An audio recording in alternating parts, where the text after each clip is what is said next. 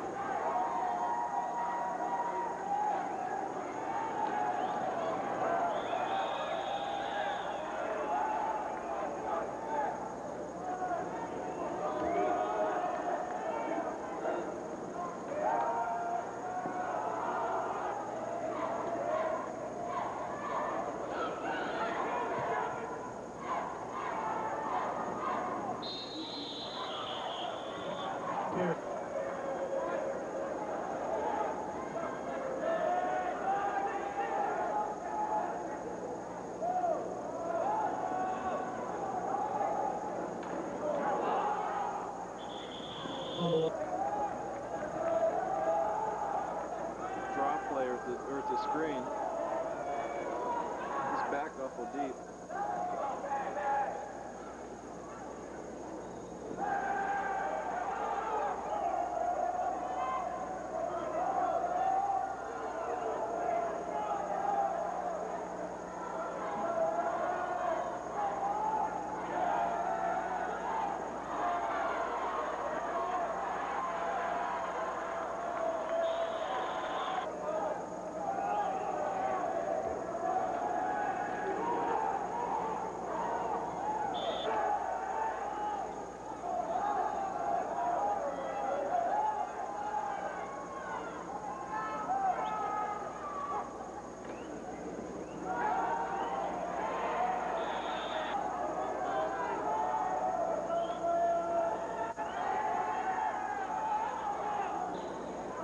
I don't know why they would, but they are.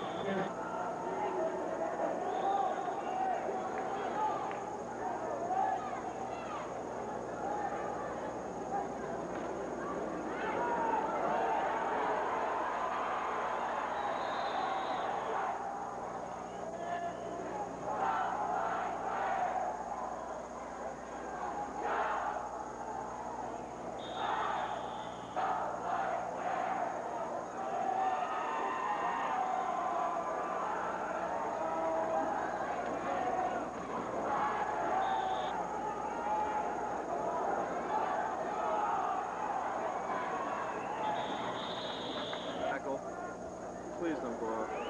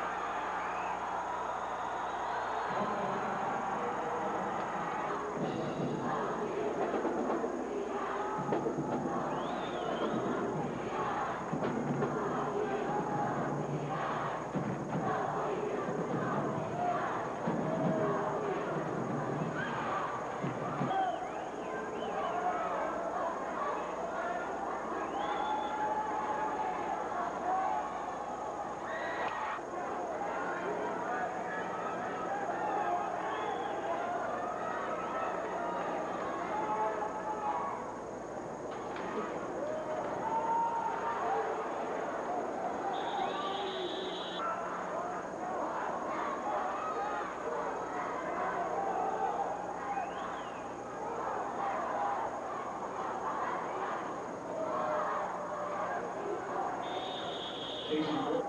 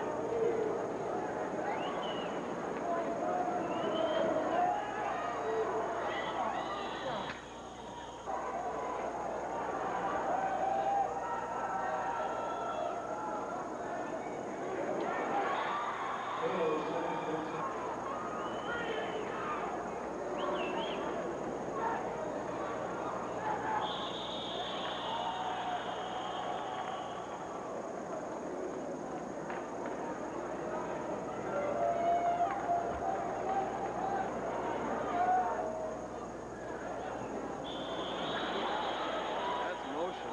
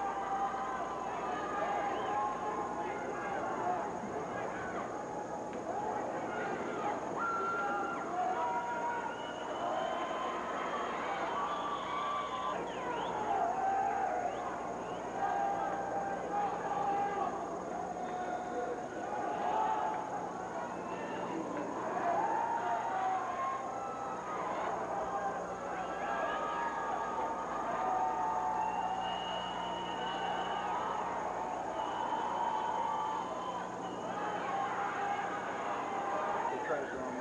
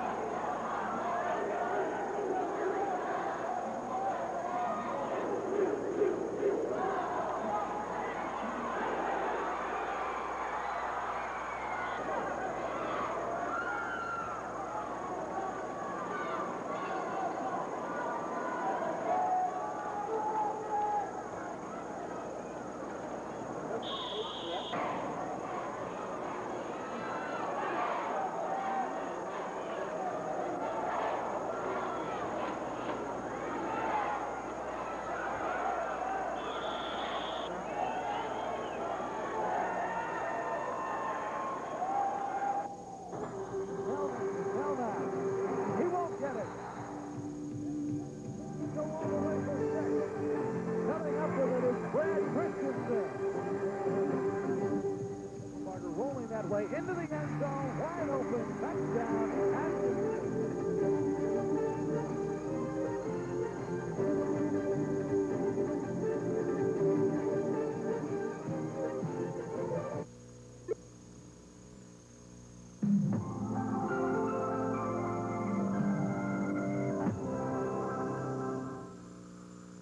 Tonight, a grudge match between Pocatello and Centennial for the A1 State Championship. Last year, Pocatello slipped past Centennial to win 23-18. The clock runs out. Pocatello doesn't even have to take a snap, and the Pocatello Indians have won the A1 Division I championship. Centennial has fought long and hard this year to get to the playoffs. The road to the Dome wasn't easy, beating Lewiston by only 1 point, struggling past Highland to win by 6. Centennial has made it back to the Holt Arena. Can Pocatello remain state champions?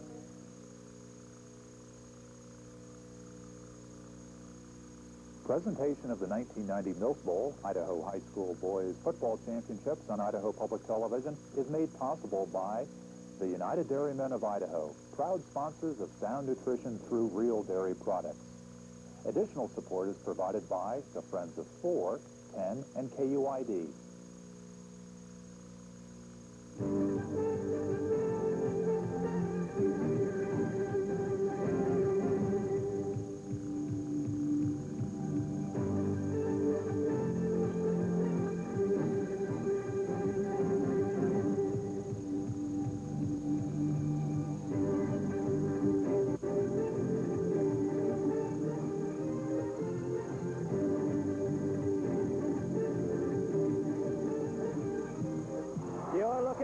At the playing field of Holt Arena on the Idaho State University campus in Pocatello for tonight's A1 Division I State High School football. football championship game between the Centennial Patriots of Boise and the Pocatello Indians. Good evening, everyone.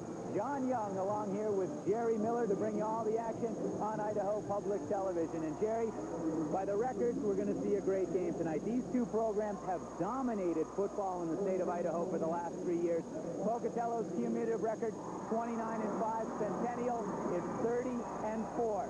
These teams have shared, with tonight's game, they will have shared the last three state championships between them and occupied 5 of the last 6 spots in state championship football. And Idaho, or Pocatello rather, is looking to become the first team since the new playoff system was adopted in 1978 to defend a state A1 Division I title. Jerry, Pocatello has got the weapons it needs to do it. Well, they do, John, and I think it's going to be Pocatello's defense tonight against the offense of Centennial, and one of the real keys is going to be how well that Centennial offense can key off of the Pocatello defense.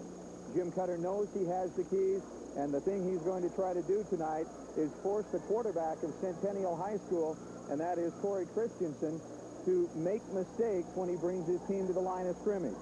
Coach Cutter is going to be throwing all different kinds of looks at the Centennial Patriots. He has all kinds of kids that he can use to do that. He has an awful lot of talent. And again, all of it designed to force Christensen to make decisions at the line of scrimmage.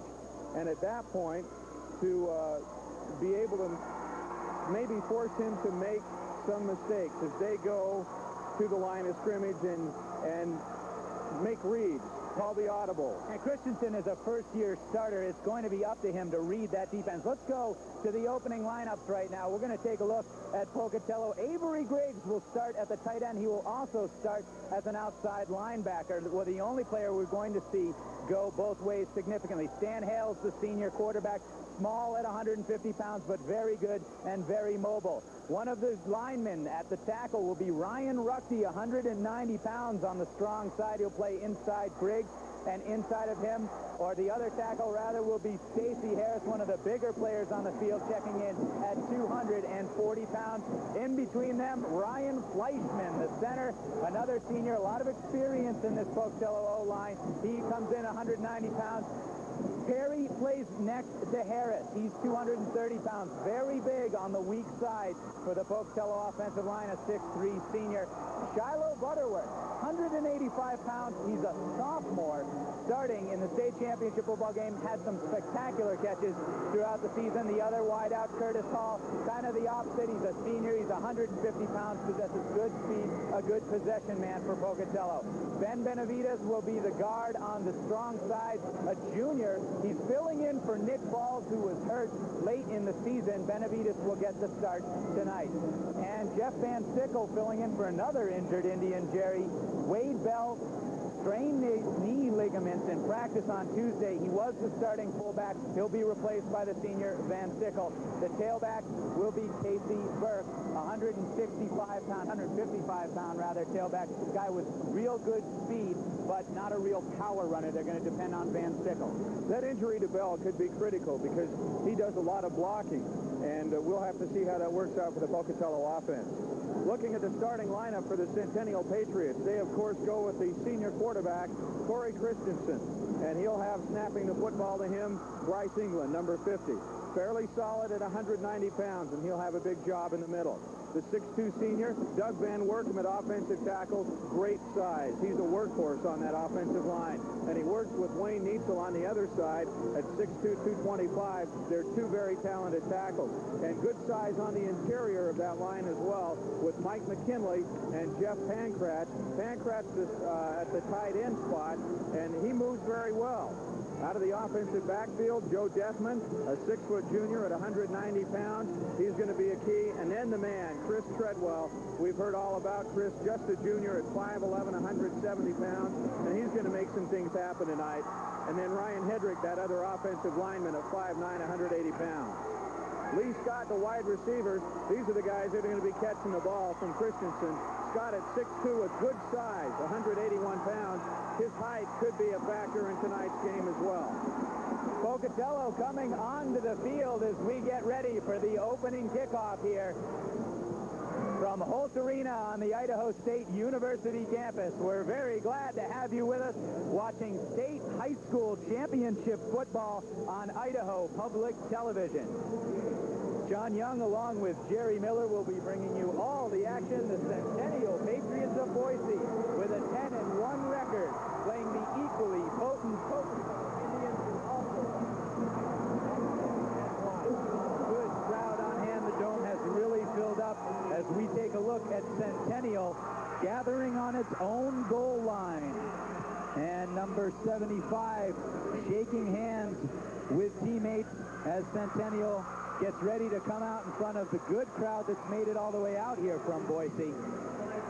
You know, that's going to be a real factor, I think, in tonight's ball game is the crowd, too. For Pocatello, there's no doubt that it's going to be an advantage, the home field advantage. The Indians play all of their games here.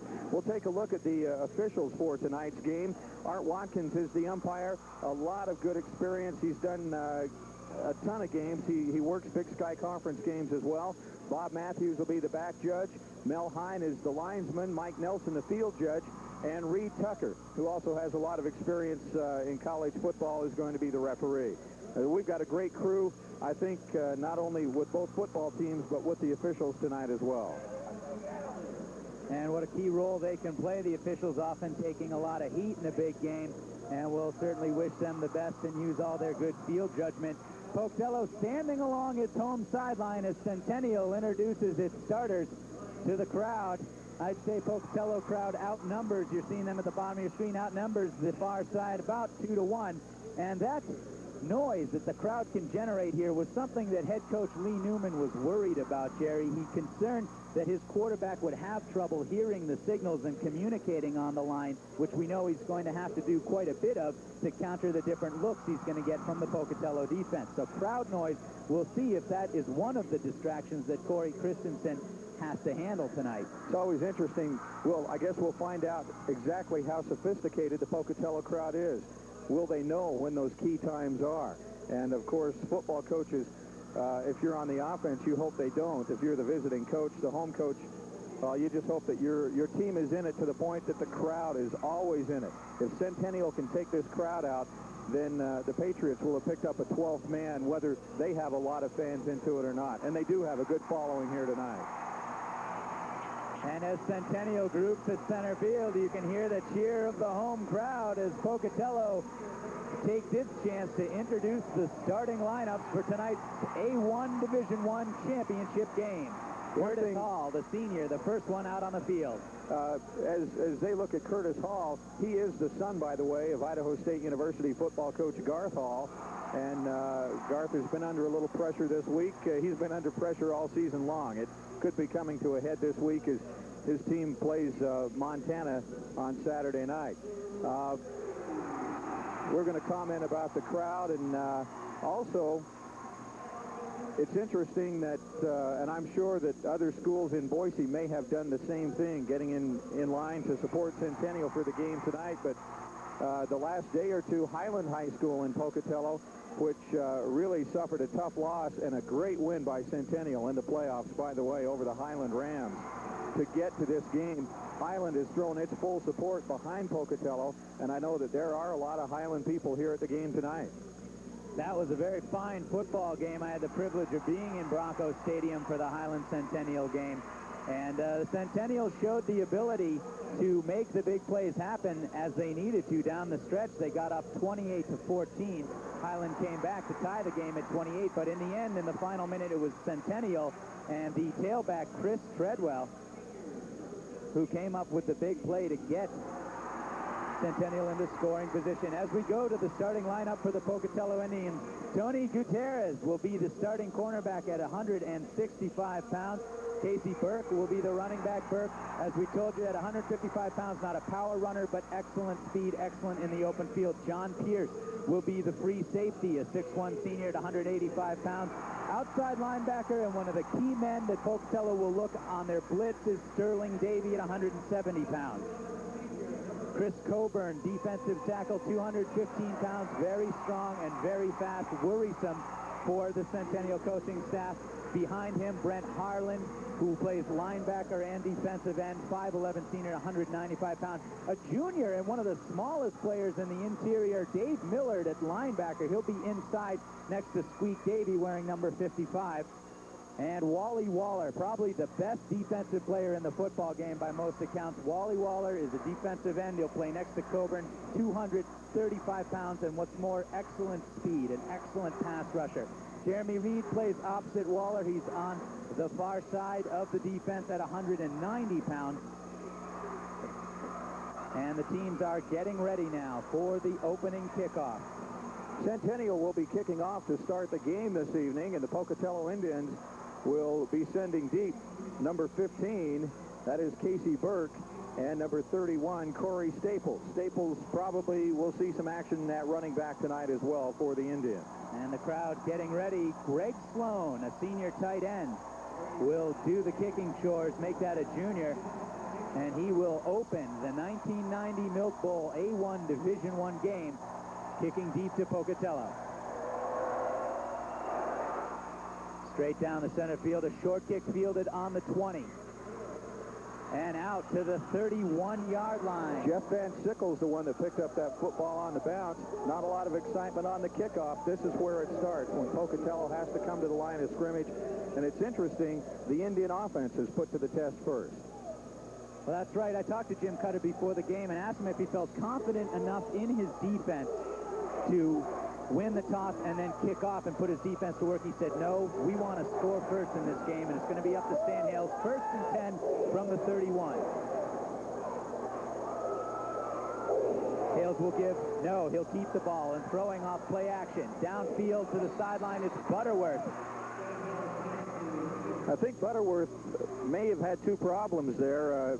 I'm not sure if he was able to keep a hold of the football, but he may have come down with one foot on that sideline, too. Stan Hales, right off the bat, going to that play action, he fakes very, very well. And then he can, with being a left-hander, rolling to his left, he throws very good to that direction. And he just came up a little short on that pass. 2nd and 10. Just over the 31 this time. Hales will give to Burke. And he's stuffed for a 4-yard pickup. That was a substitution for Pocatello. Corey Staples in the game early in the one-back offense, stopped there by Joel Galloway, the cornerback. On that play, Centennial, once the first man got there to stop it, there was plenty of help available. 4 Centennial defenders around the football as soon as it got slowed down. That's going to be a key tonight, not to leave somebody out there alone one-on-one. Pick up a 3.5 in 3rd and 6.5 from the 35. Hales will drop back and roll out. Under pressure, Kyle Battisti rips him out of bounds, and a 5-yard loss for Pocatello. They're back inside the 30, just over the 29.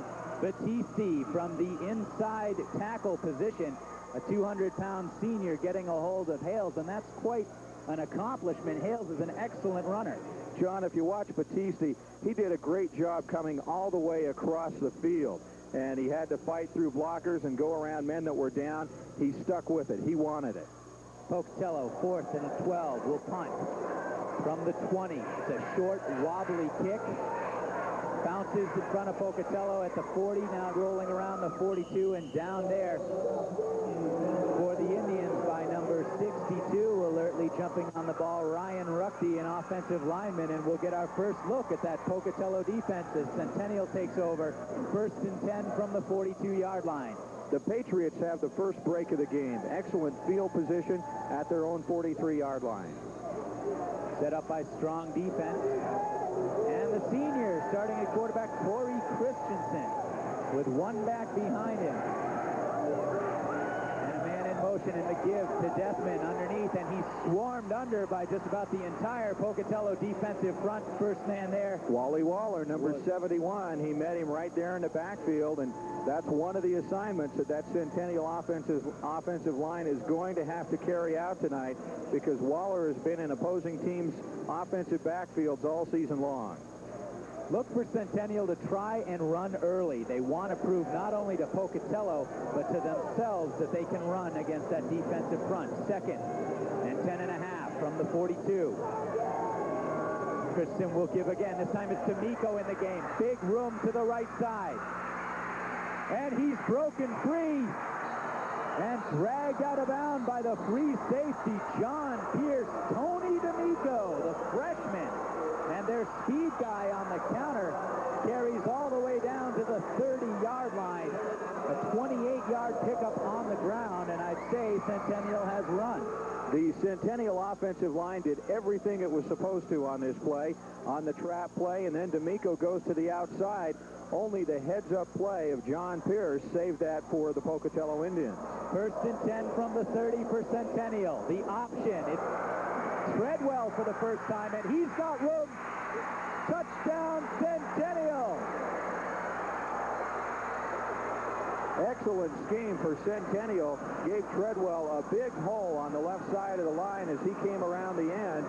And Centennial, they've taken that first break, and in just a matter of 3 plays have put points on the board. They call Treadwell their money guy, and he certainly made his value known the first time he touched the ball, going 30 yards to the option, the extra point. David Winder puts Centennial up 7-0. The extra point is good, and the Pocatello defense getting some attention in the early going and drawing attention to itself, Jerry, with some missed tackles. It appears they had chances to stop some of those plays, and they didn't get it done. Centennial taking the early lead, and as you mentioned, the Pocatello defense coming up empty-handed. 2 big plays on a 3 or 4 play drive for Centennial, and the Patriots have grabbed this game by the throat early. Brent Cutter talking to his kickoff receiving team. Brent Cutter, the son of Jim Cutter.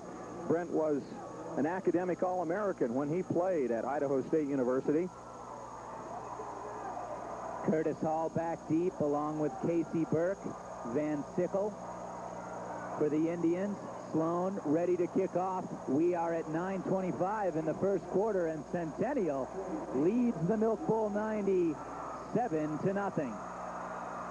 Greg Sloan ready to put that foot into it again, and straight on kicker. This one bounces out of bounds at the 20. That will come back. Second poor kick in a row for Sloan.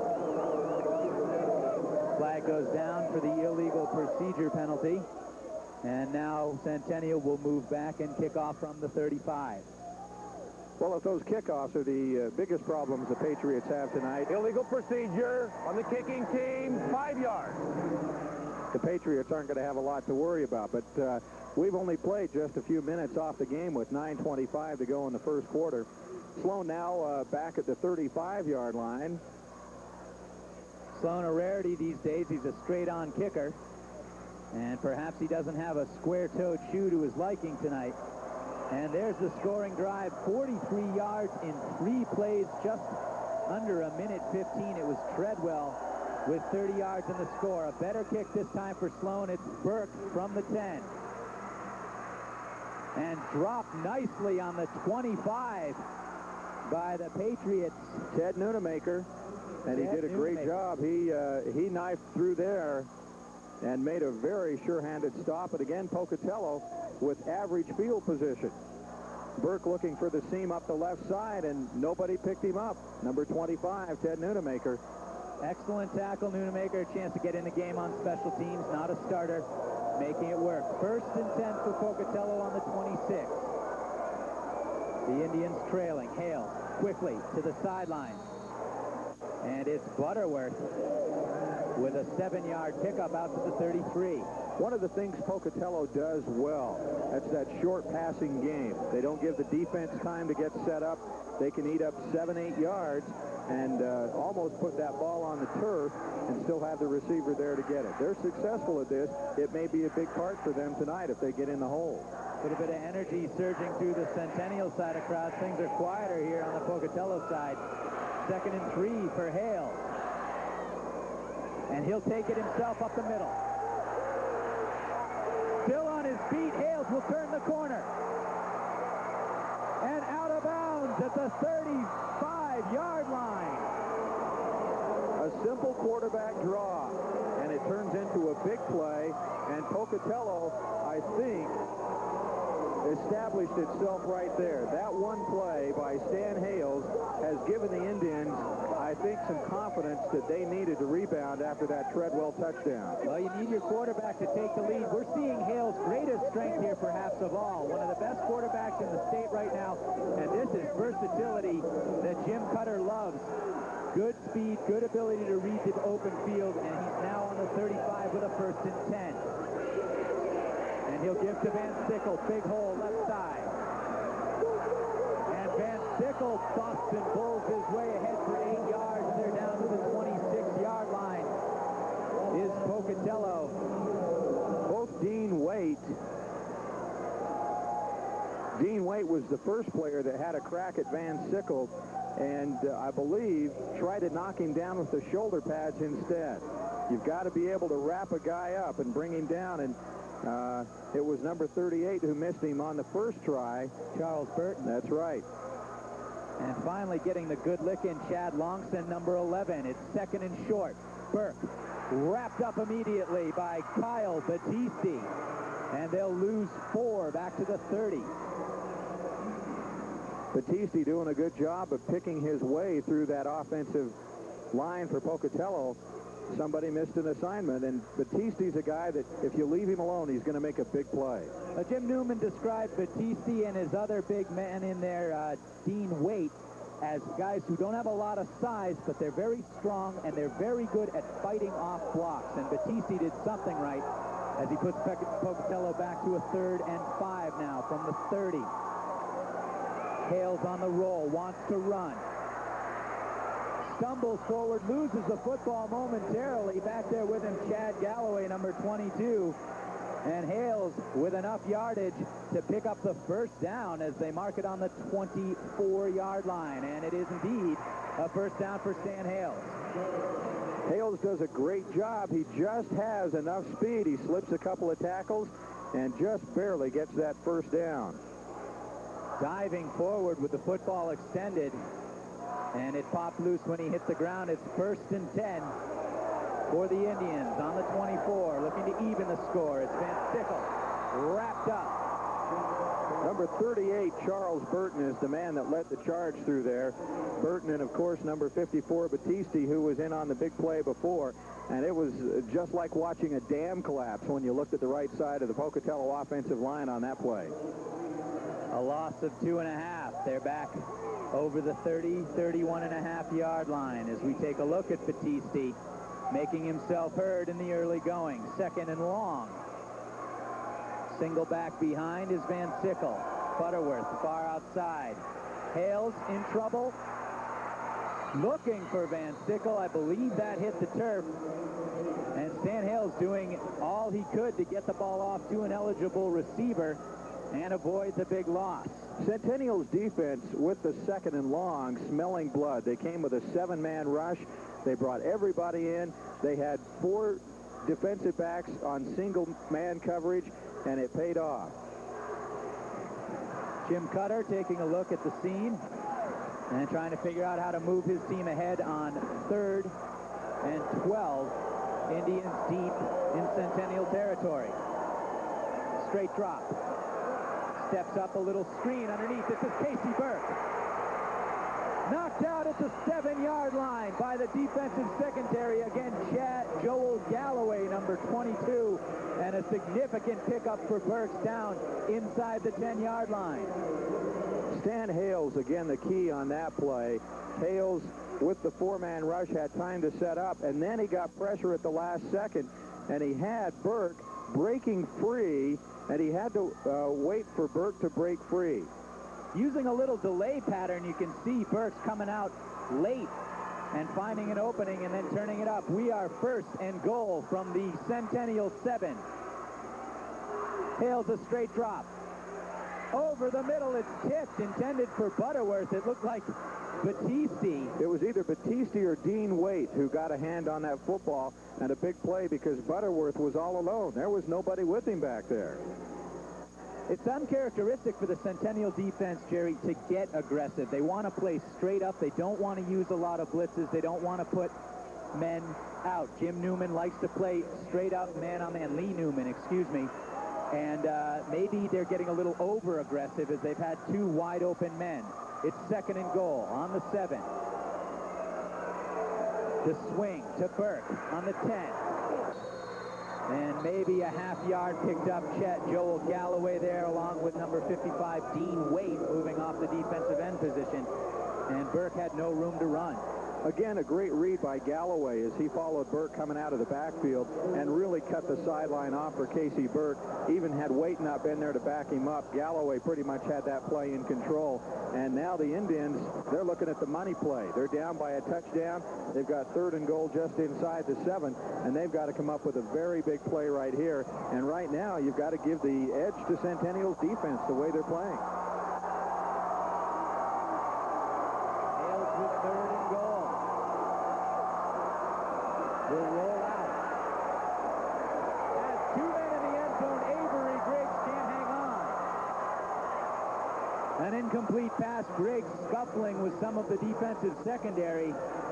Nothing will amount to it. And Pocatello stalling on the 7-yard line, facing 4th down. That play just a simple matter of lack of execution. Stan Hales did the job at quarterback. He hung in there even against the pressure. He put the ball right on the money. Avery Griggs in the middle of defenders. None of them got their hand on the ball. He just didn't catch it. Right behind Griggs was Butterworth as well. P.J. Price for the field goal attempt. That snap was way high, and that's what caused the miss.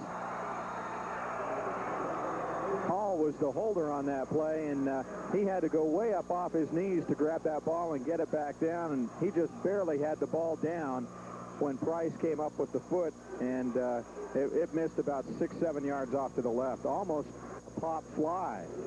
So Pocatello comes up empty in its first real chance. Centennial leads it 7-0 from Holt Arena. You're watching state championship football on Idaho Public Television. The Centennial Patriots on their own 20 after the missed field goal. Corey Christensen has 1st and 10 from the eye. It's a give to Treadwell. And Pocatello right there to snare Treadwell coming around the corner.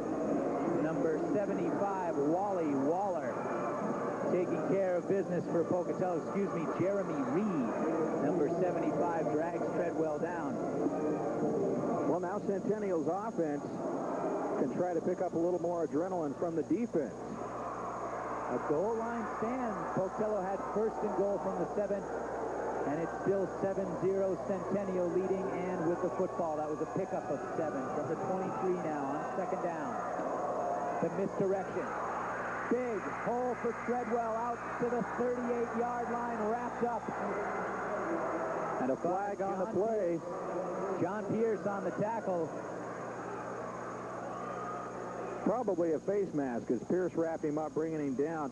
Just a great trap up the middle, and who else would you rather have run it than Chris Treadwell? And Pierce was the last man there, and unfortunately for Pocatello, when he got his left hand in there, that was the flag. You saw Pierce protesting quietly. That wasn't much of a face mask, but they're going to give him 15 yards. In high school, that's the only way it goes.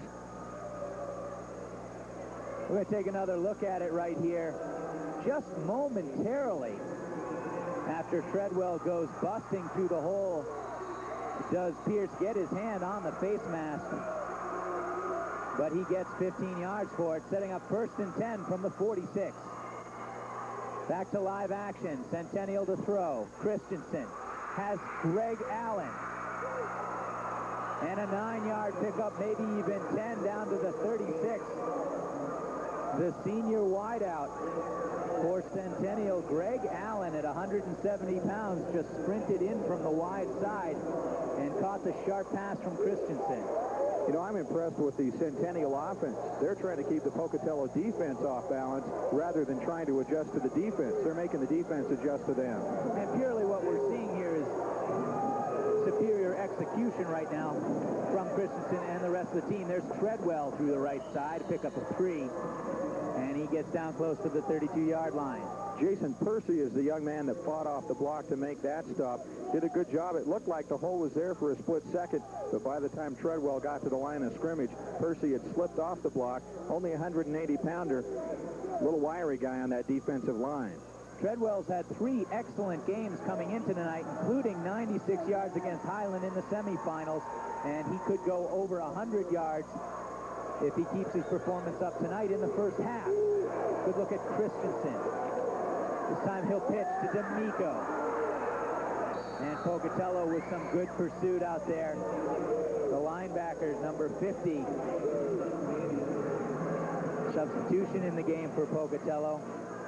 Gary Johnson getting in on the stop. And little or no pickup there down to the 30-yard line. It'll be 3rd and 5 for Centennial.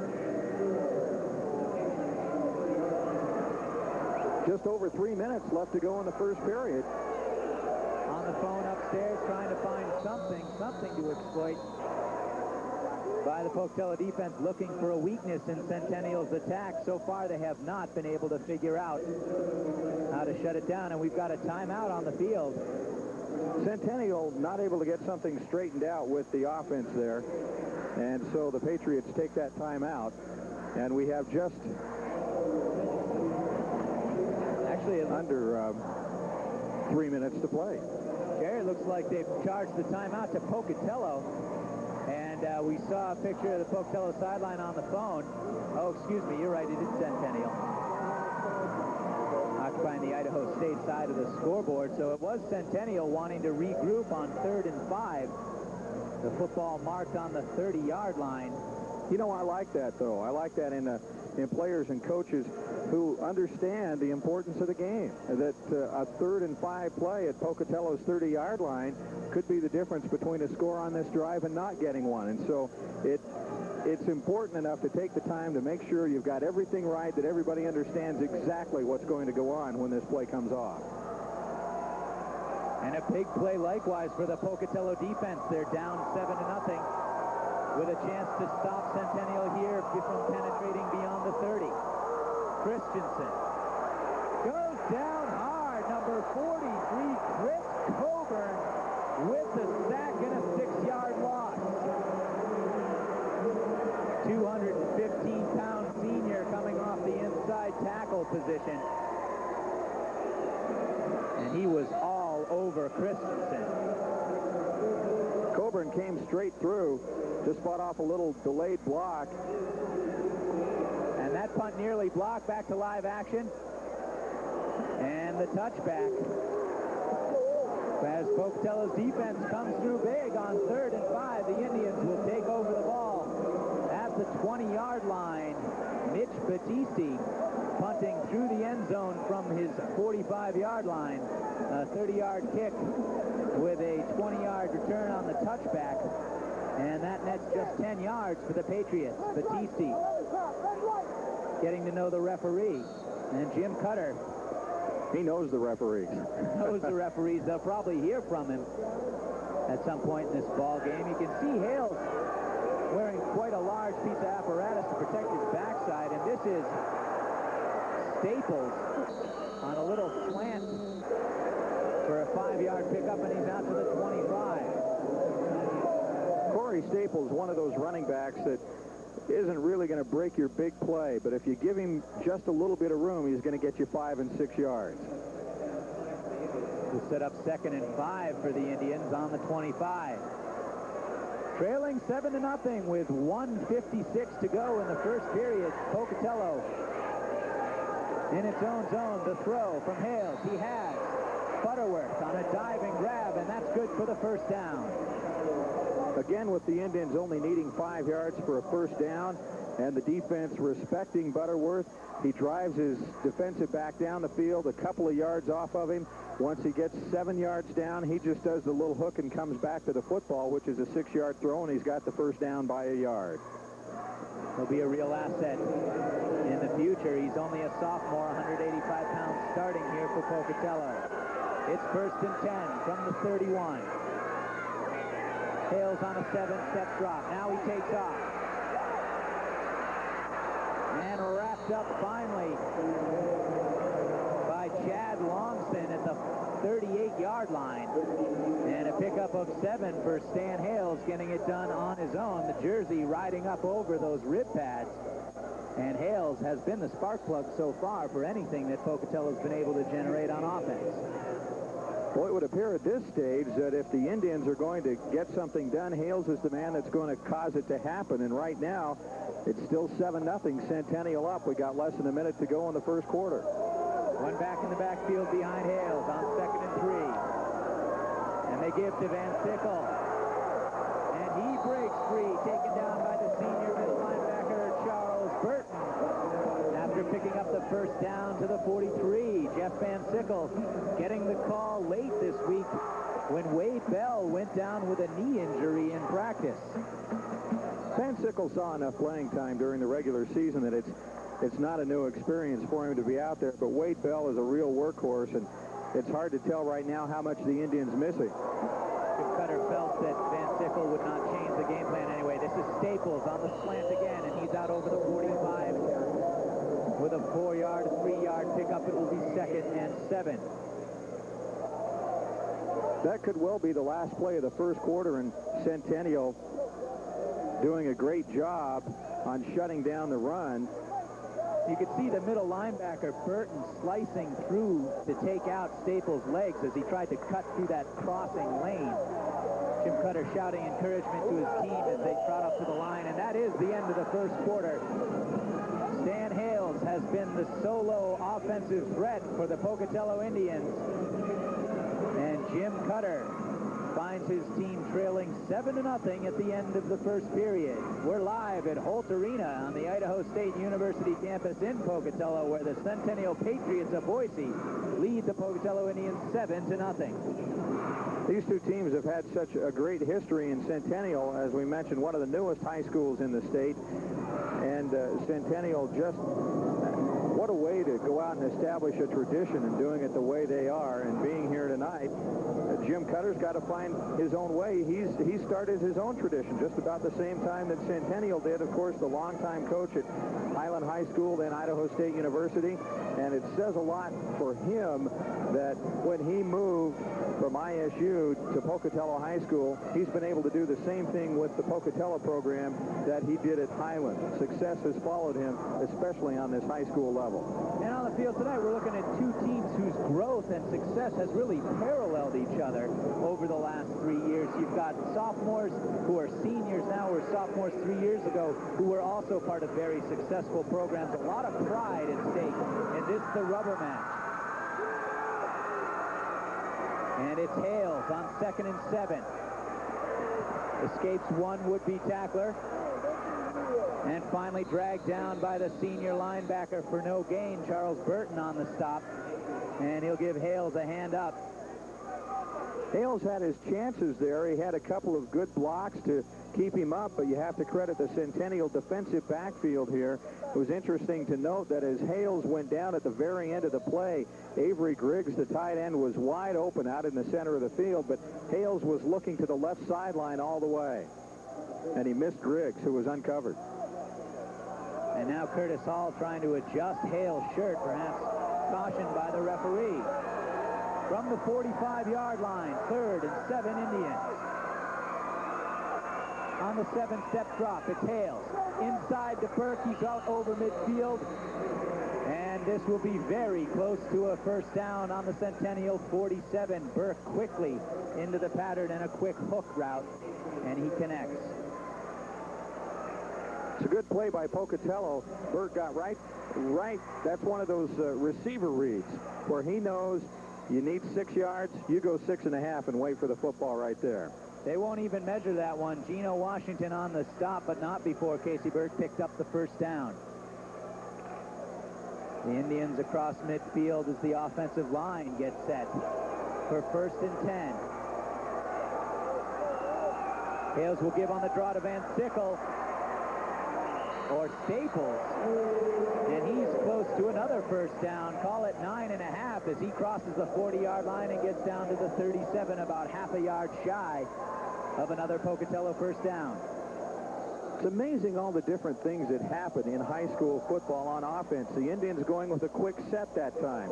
Down, set, the ball snapped immediately, and Staples out of the backfield able to pick up 9 yards. Chad Longson, the safety, on the tackle. Hales to throw. This time he's got Butterworth. right in front of Geno Washington, who makes the sure tackle. But Butterworth picks up a good 20 and takes Pocatello down to the 20-yard line for a 1st and 10. The sophomore with his 4th or 5th catch of the evening. Butterworth doing a good job on running that route. He had 2 defenders flanking him, and when the play was over, they kind of looked at each other like, I thought you had him. And give credit to Butterworth on that one. Hales on 1st down. No one behind him. Will throw, and it's Butterworth again.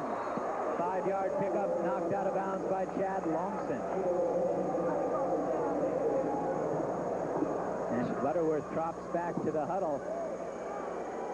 Centennial actually had 3 defenders over on that side in that short zone, but Butterworth again with the short route, and the Indians are perfectly happy to take 5 yards. They don't want it all in one shot. They know they're only down by 7.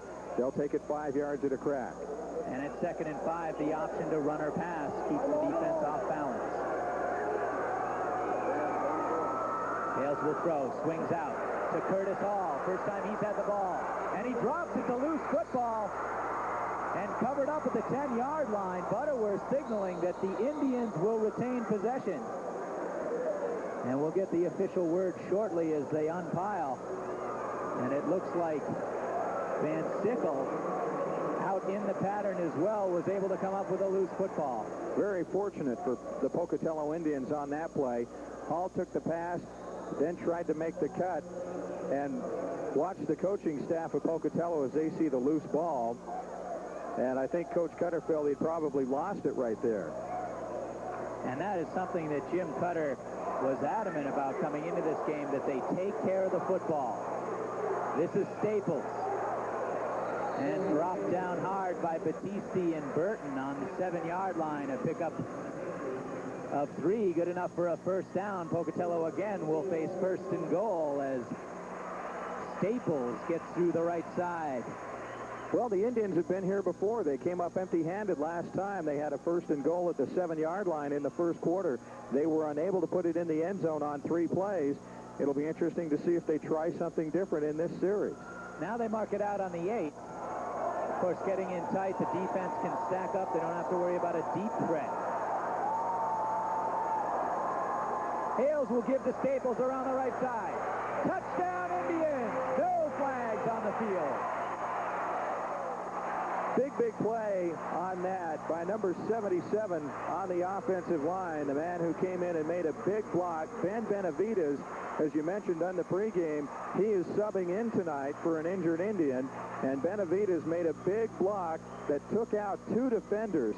Staples bounces to the outside, and Benavides just buried his man. Boy, you could see that just inside for the extra point. Price, no good. He misses his 2nd kick of the night as the referees wave it off to the left, and Pocatello comes close but falls short by a point on the touchdown run by Casey Burke. Again, the high snap, the culprit on this missed point after.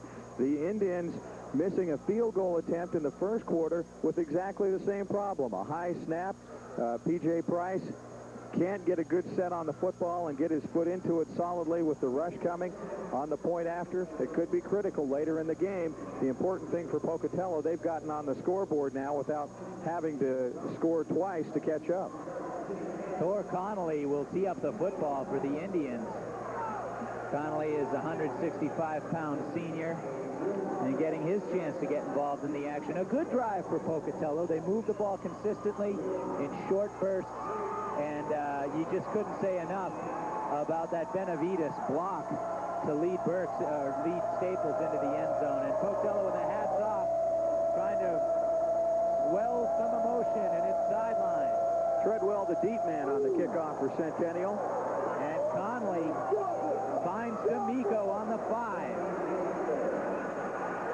And taken down at the 22. Van Sickle in on the stop, as was Gary Johnson, number 50 for Pocatello. D'Amico, one of the substitute backs. And you will see Treadwell, D'Amico, and Deathman all rotating in. That's how they send in the plays. The number of plays on that scoring drive, 15 for 45 yards and quite a time of possession there, Jerry Miller. Almost 5.5 minutes. First and 10 from the 22.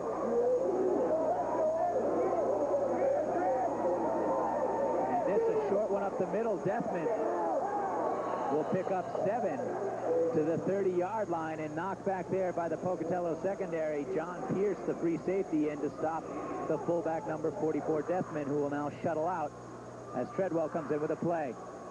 Deathman, a great job of following the blocks on this.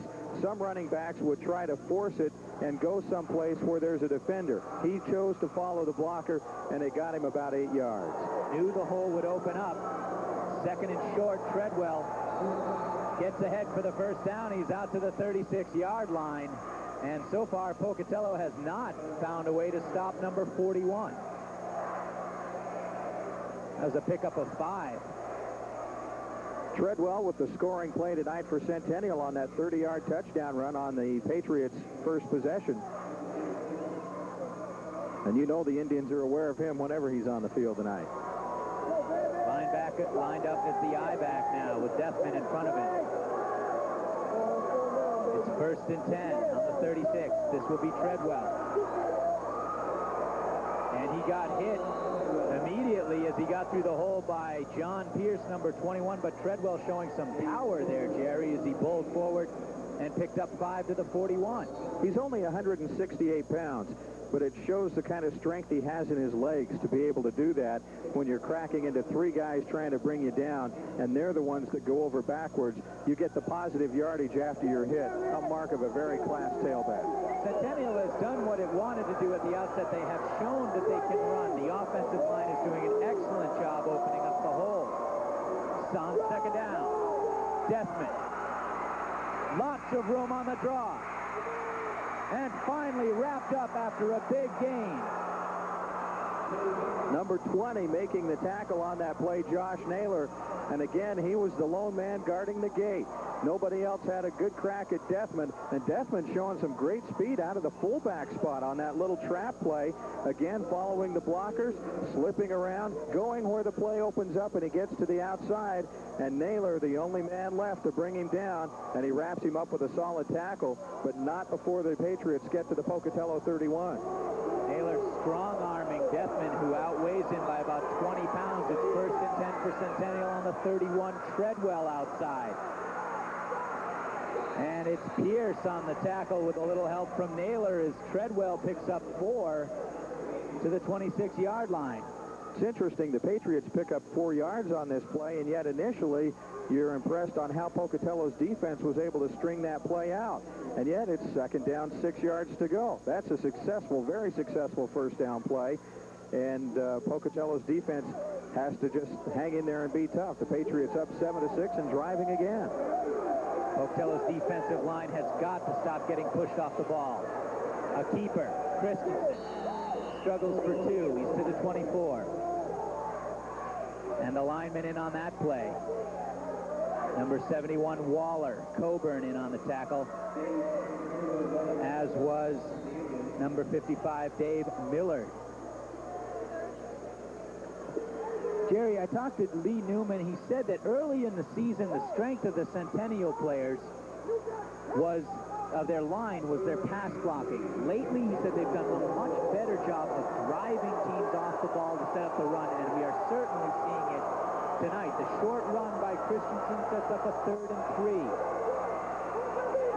Treadwell ahead for the first down, but there's a flag on the play. Well, you always hate to see that. If you're a fan of the offense on those straight-ahead plays, you're always afraid that somebody's gone in motion too soon. They're talking to Pocatello. John Pierce, the free safety, acting as the spokesman, and it is. Illegal participation is the call. I don't know if usually that's too many men on the field. And if that's the case, then that's just one of those mental errors by Centennial, and that's a tough one. We have illegal participation on the offense, 15 yards, repeat the down. When you're looking at 3rd and 3, and you make a mental mistake like that, and it takes you from around the 25 of the opposition all the way back almost to their 40, and now you're looking at 3rd and almost 20 yards, 3rd and 18, I think. Jerry Miller, I'm impressed. Illegal participation. That I knew that, huh? That was a good one. They take a look at Lee Newman as his team backed up facing 3rd and 19, going long. And it's caught, bobbled, and then held on to by Lee Scott, the flanker. 181-pound junior got loose in the secondary, and they are about a yard short of the first down, and it brings up 4th and a yard and a half. What a play by Lee Scott. The quarterback, Christensen, put the ball up for grabs. He was under pressure.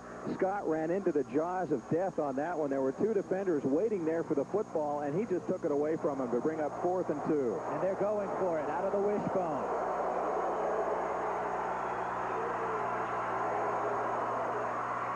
D'Amico has the first down. He crosses the 20, dropped at the 19. Chris Coburn, number 43, dragging him down. Avery Griggs is the man that's upset for Pocatello right now, number 5. He had a crack at D'Amico. He got right in the backfield, got his head into him, and couldn't wrap him up. That allowed D'Amico to bounce off and pick up the 3 yards he needed for the first down. 1st and 10 from the 19. Centennial leading 7-6.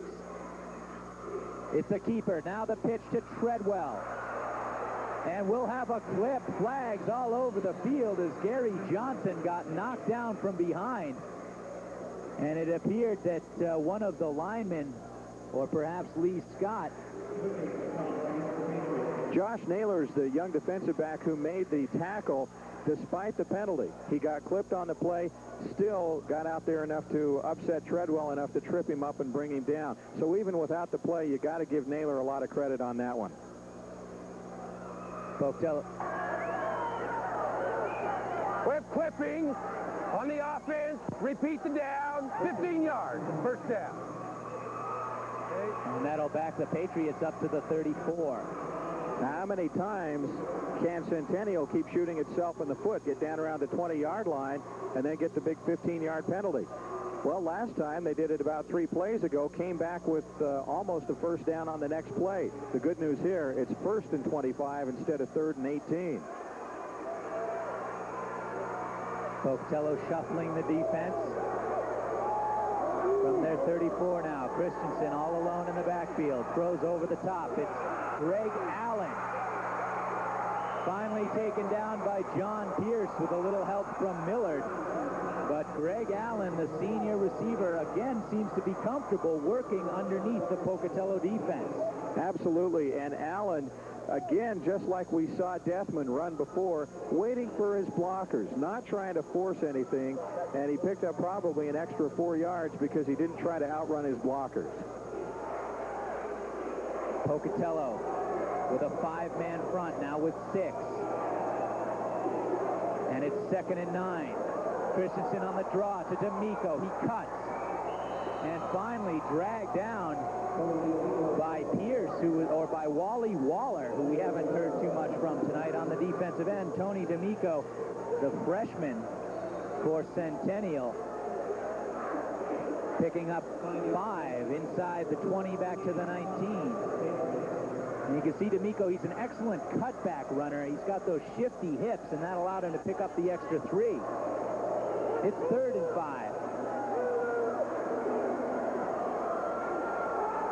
Christensen will throw again into the end zone. Great coverage by Pierce, but he's going to pick up pass interference. Pierce was playing the man all the way on this, and that's where his problem came in. He didn't even know the ball had been thrown until it was going past his head. Lee Scott, the intended receiver, number 80, was covered like a blanket, but evidently some incidental contact in the end zone. And it wasn't as if Pierce was trying to shield Scott from the football. He was just trying to stay with him. He wasn't aware of when the ball was in the air. And this one will go in favor of the Patriots, and this will give them great field position off of a 3rd down play. So they've given up some penalty yardage. Pass interference on the defense, automatic first down. On the other hand, give credit to Lee Scott for running the pattern that way, because a lot of times those receivers can tie the defensive backs up in knots. Centennial giving up penalty yardage, and now getting some back. They're inside the 10. It's first and goal from the 6. Deathman bowls into the line at the 5 and gets stacked up. 6 Indians there. And the defensive line, Jason Percy, number 76, holding his ground and stopping that play for about a 2-yard pickup. The way it ended up, Percy didn't have much else to do. He had about 3 teammates behind him, but he did a great job of slowing down Deathman, and then the help was there immediately. Sets up second and goal from the 5.5. 2:19 to go before halftime. Centennial leads by 1. Christensen in trouble. The pitch to D'Amico. Wrapped up for a 2-yard loss by about 8 Pocatello defenders. Good penetration that time by number 21, John Pierce, the free safety. Got a hold of D'Amico around the shoulder pads, and he looks like he took a little bit of a beating there. Look at John Pierce, the 6'1 senior at 185 pounds, big for a defensive back in high school. We've talked about Wally Waller on Pocatello's defense, but Pierce is the brain of the Pocatello Indian defense, and he made that play. Centennial looking to score with a 1.5 minutes left to go before the halftime break. And it's Deathman. Touchdown, Patriots! Centennial, after being stopped cold on 2 tries and going from around the 6-yard line all the way back to the 8. And again, they just work a simple little handoff, and Deathman at fullback finds a big hole over the right side of the offense and carries one man into the end zone with him. Very important point here. It's a 7-point lead.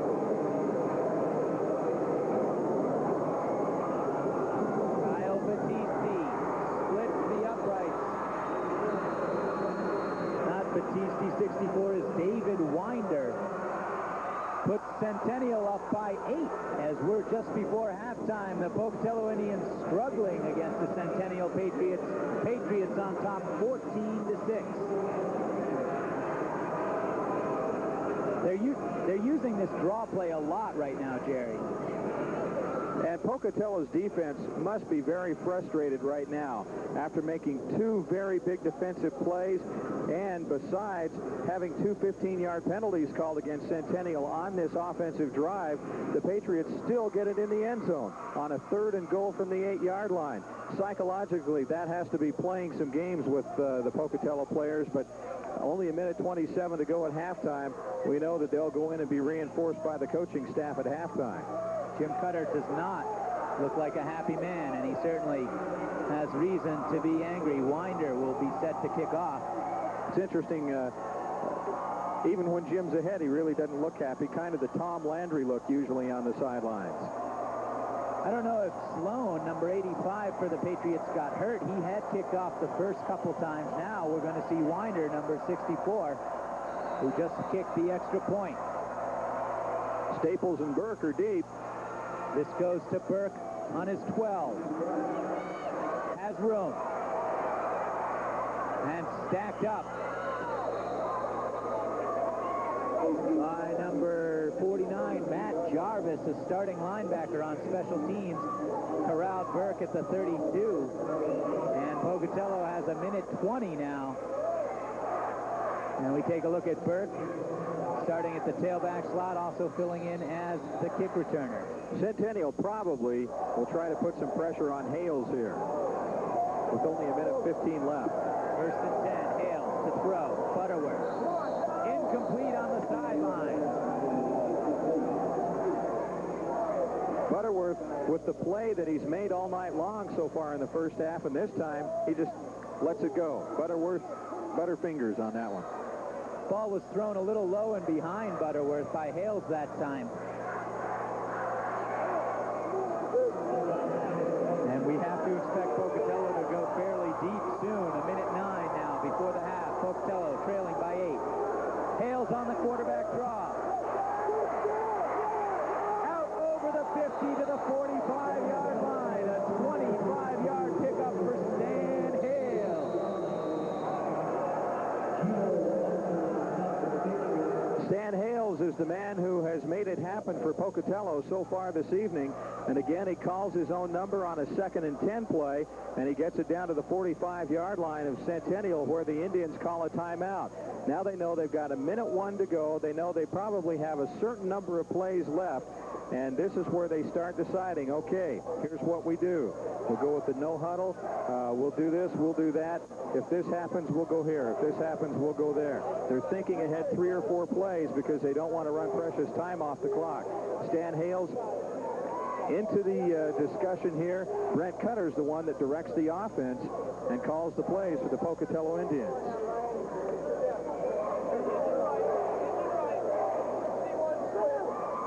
And here's another look at it. Hales is gone on this play. If not for Geno Washington, he makes some good moves through here. Very elusive style of running. And finally, it's Washington who just catches that left leg and drives Hales into the turf. And we've still got a minute to go. Pocatello with 2 timeouts left. From the 45. Hales downfield to Burke. And he's into the 32, wrapped up by Charles Burton, the inside linebacker. Indians going with a no huddle. The clock will stop until they get the 1st and down chain set again. 55 seconds left in the quarter. 13-yard pickup. Burke, the senior, getting into the offense out of the backfield. No one behind Hales now. He will throw to Butterworth. Alertly out of bounds after picking up 7. He's at the 25. Now in 16 seconds, the Indians have gone from across midfield down to the 26-yard line of the Patriots. 25 yards to go. This is where you start to think about maybe a bigger play. The field gets shorter. You've got 25 yards to the end zone. Those short down and outs become harder to pull off. The defense doesn't have to cover as much ground. Pocatello wants to get into the end zone, and their fans want to see it. They've missed the only 2 kicks for points they've tried tonight. From the 25, Hales on 2nd and 3 rolling out. Now he fires the ball in and out of the hands of Burke as he gets pushed out of bounds by the free safety Chad Longson, and back there with him number 49 Matt Jarvis. We talked about Hales' ability on that play action. He made a great fake to the running back, took 2 rushing defensive linemen after the running back. Hales came around wide open on that naked bootleg, and he had all kinds of time to throw. The receiver couldn't hang on. Throwing into tough coverage. Burke hit. Now it's 3rd and 3. Hales will go for the 1st. Back inside. He's inside the 20. And he'll have the 1st down and signaling immediately for timeout. So with 34 seconds on the clock, the Indians still have a chance to tie the game at halftime. They trail 14-6. We've seen them struggle with their kicking game so far. If they get into the end zone, you got to believe they'd probably go for 2. Go in tied at halftime. Some anxious fans watching Pocatello wind down the first half, trailing by 8. We've got 34 seconds left on the clock. And the Indians on the Centennial 19-yard line with a 1st and 10. Fans often wonder, they watch a game like this and they see a team with a minute left to play go all the way from their own 40-yard line down into scoring territory, and they say, why can't you do that on a regular basis? Jim Cutter's saying, we're going to listen in now.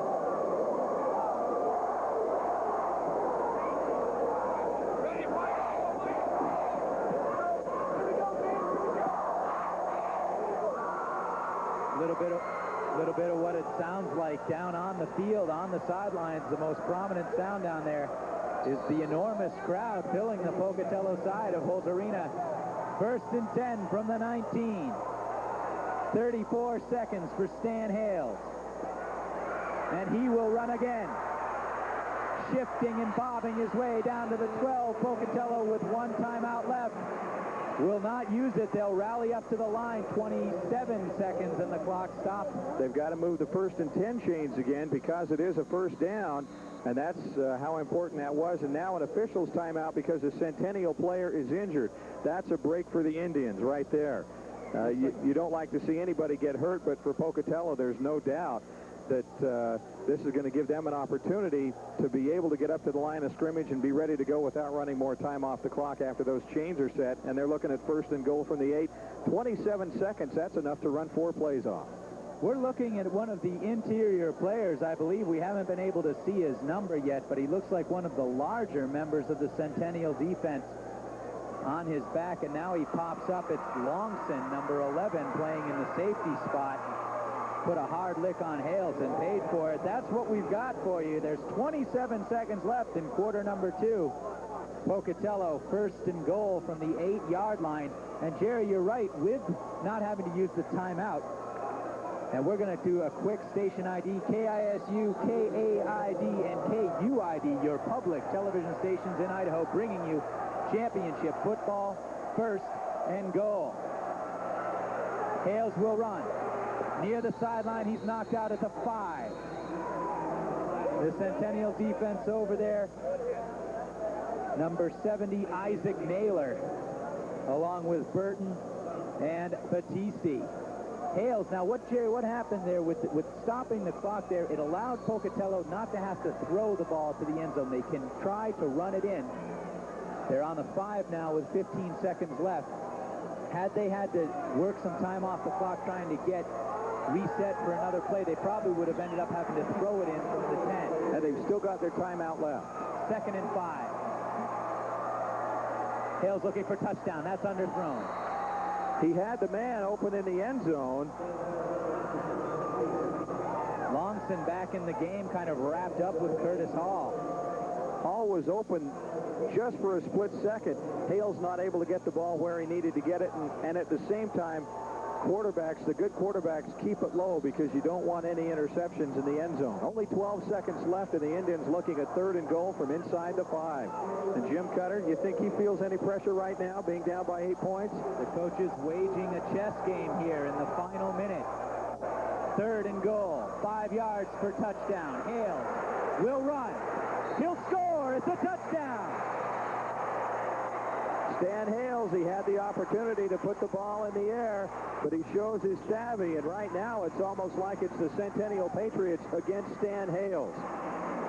Getting it done on his own. Jim Cutter breathing a sigh of relief as he consults with his assistant. And the Indians want to decide now, do we kick it or do we go for 2? They've called a timeout to talk it over. You know exactly, that's the conversation going on. A few pom-poms waving still. When Stan Hales went into the corner of the end zone, that picture right there you're seeing exploded with red and blue cellophane as the fans enjoying the final minute drive. There are 6 seconds left before halftime. Well, that is an incredible drive put together by Pocatello with just over a minute left to go in the half when they got the football back, and end up going the length of the field and putting it in the end zone with 6 seconds left. You really have to credit Stan Hales for the way he handled the offense coming down the field. And the Indians got every break they needed. They played for the breaks, they got them, and now they're in a position to tie the game with 6 seconds left to go in the half, down 14-12. And I think you can see in Hales now, Jerry, more confidence in his ability to get it done with his own 2 feet than to throw and hit his receivers. Certainly down tight. They are going for 2 and the tie.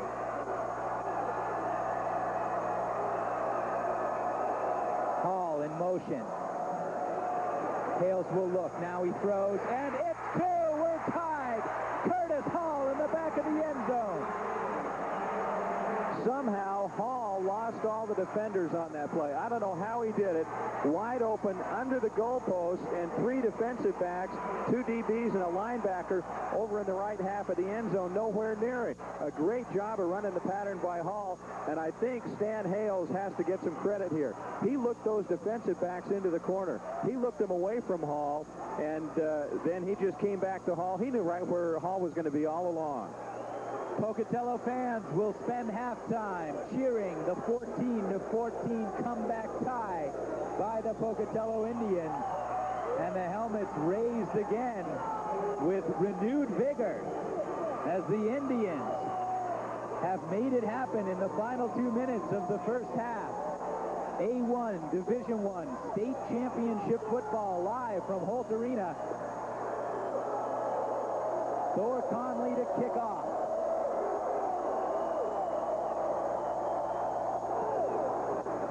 And as you might expect, a squibber. It's Charles Burton. Solid runner, but no threat to break it out. Knocked down on the 36-yard line. 2 seconds remain before the break. Well, Pocatello, you know, is going to go into the locker room with the momentum advantage right now. Unless the Patriots come out with a big play with 2 seconds left, I'm not sure they want to try something like that. We'll probably see a pitch to Treadwell or something like that. Treadwell's not even in there. They have D'Amico as the I-back, Deathman is the fullback. Now D'Amico goes out as the flanker, just one man behind Corey Christensen. From his 36, they'll try Deathman on the draw, and he's dead behind the line. Jason Percy penetrates, and with that, we close the first half of action from Holt Arena. Tied at 14, Centennial and Pocatello playing a very exciting and topsy-turvy first half. Well, it certainly went with Centennial to start with. Pocatello getting the kickoff, not being able to do anything, having to get rid of the football. Centennial coming back and driving to score on its first play. Pocatello's offense struggled, and yet able to get 2 touchdowns on the board, and I'm not sure exactly how they were able to tie this thing up. I come back to Stan Hales.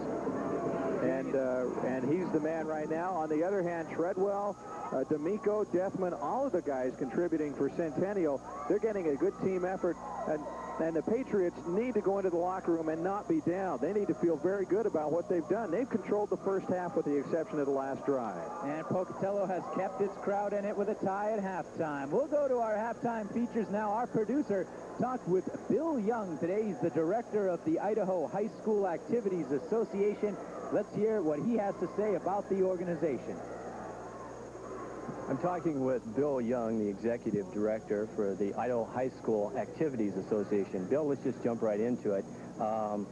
In 1984, the football championships were mostly regional. You did have some state championships.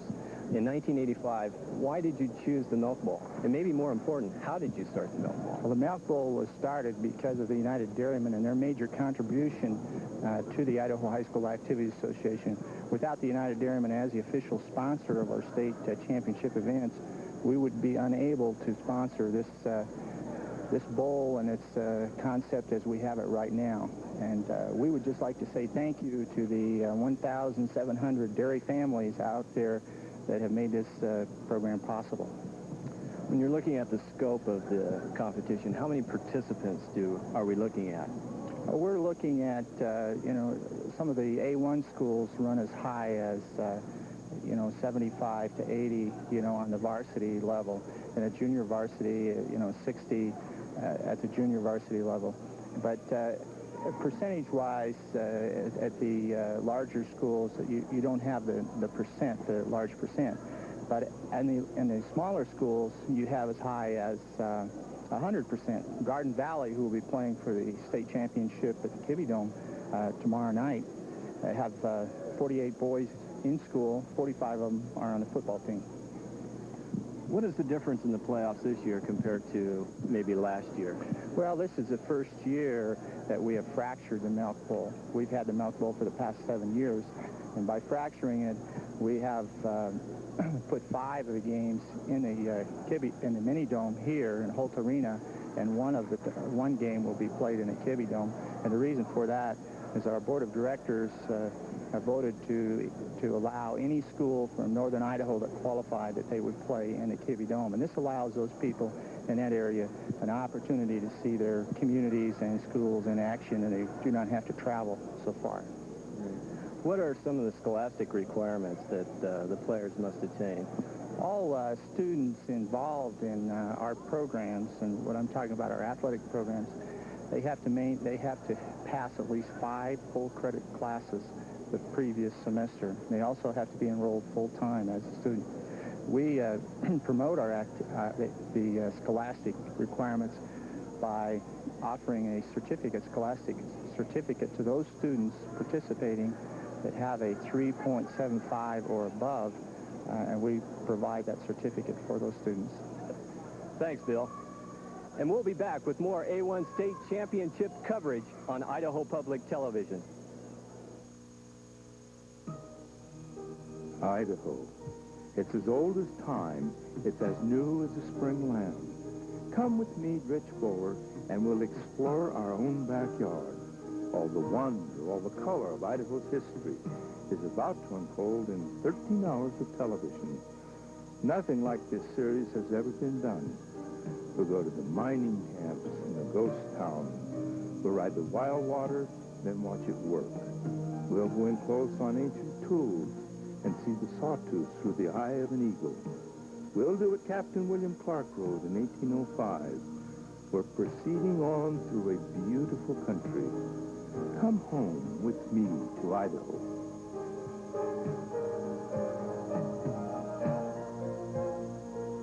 Come home to Idaho, Sunday at 7 p.m. Mountain, 6 p.m. Pacific, on Idaho Public Television. Next on The American Experience. There's a feeling of optimism in the air that you cannot even describe today. They're selling and buying and selling, and they're doing great. They thought this was a ride that was never going to end. The Crash of 1929. Next on The American Experience.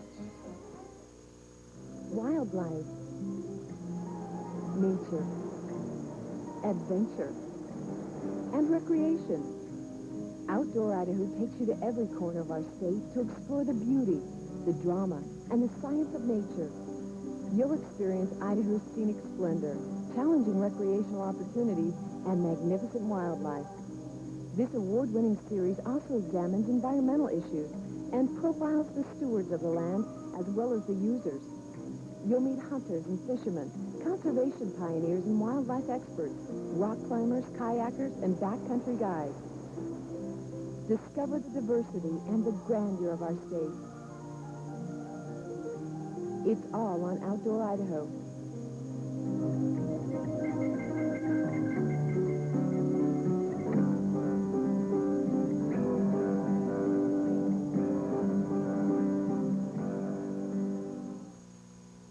The year is 2050.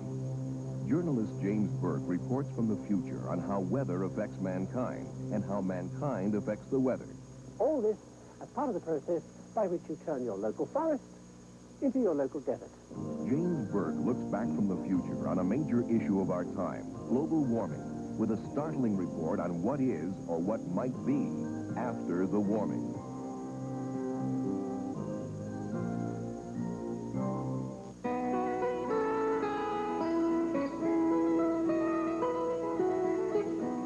Each month, Idaho Agriculture looks at issues of vital importance to area farmers. We travel the state to learn more about domestic and international marketing, agricultural research, or the effects of farm policy on Idaho farmers. We also profile farmers or agents from every corner of the state. Join us for Idaho Agriculture on Idaho Public Television. Well, apparently there's a television company making a documentary about my life, and they've asked me to play myself. But you know, I don't think it's really me. Who is Sir Norbert Smith? Maybe you missed his Hamlet. To be or not to be, that, my dear, is the question. I rather feared it might be. His selfless public service work. So what exactly are the symptoms of this condition? It's caused by all types of sordid frightfulness. Or his most coveted role. Don't ever forget me. I may forget you, my darling, but I'll never forget my success. Well, don't miss this delightful scoop of all those stuffy documentaries. Yes, they drink. Nobody had a very serious drink problem. You couldn't get enough of it. Stop it. Norbert Smith, a life. Jolly good fun on great performances. Welcome back to Holt Arena in Pocatello on the campus of Idaho State University. It's halftime at the A1 Division I Championship football game. Pocatello and Centennial are tied at 14. Right now you're looking at the majorettes of the Pocatello High School Marching Band, and we're going to go down to the field and give you a little better feel for this beautiful marching band performance.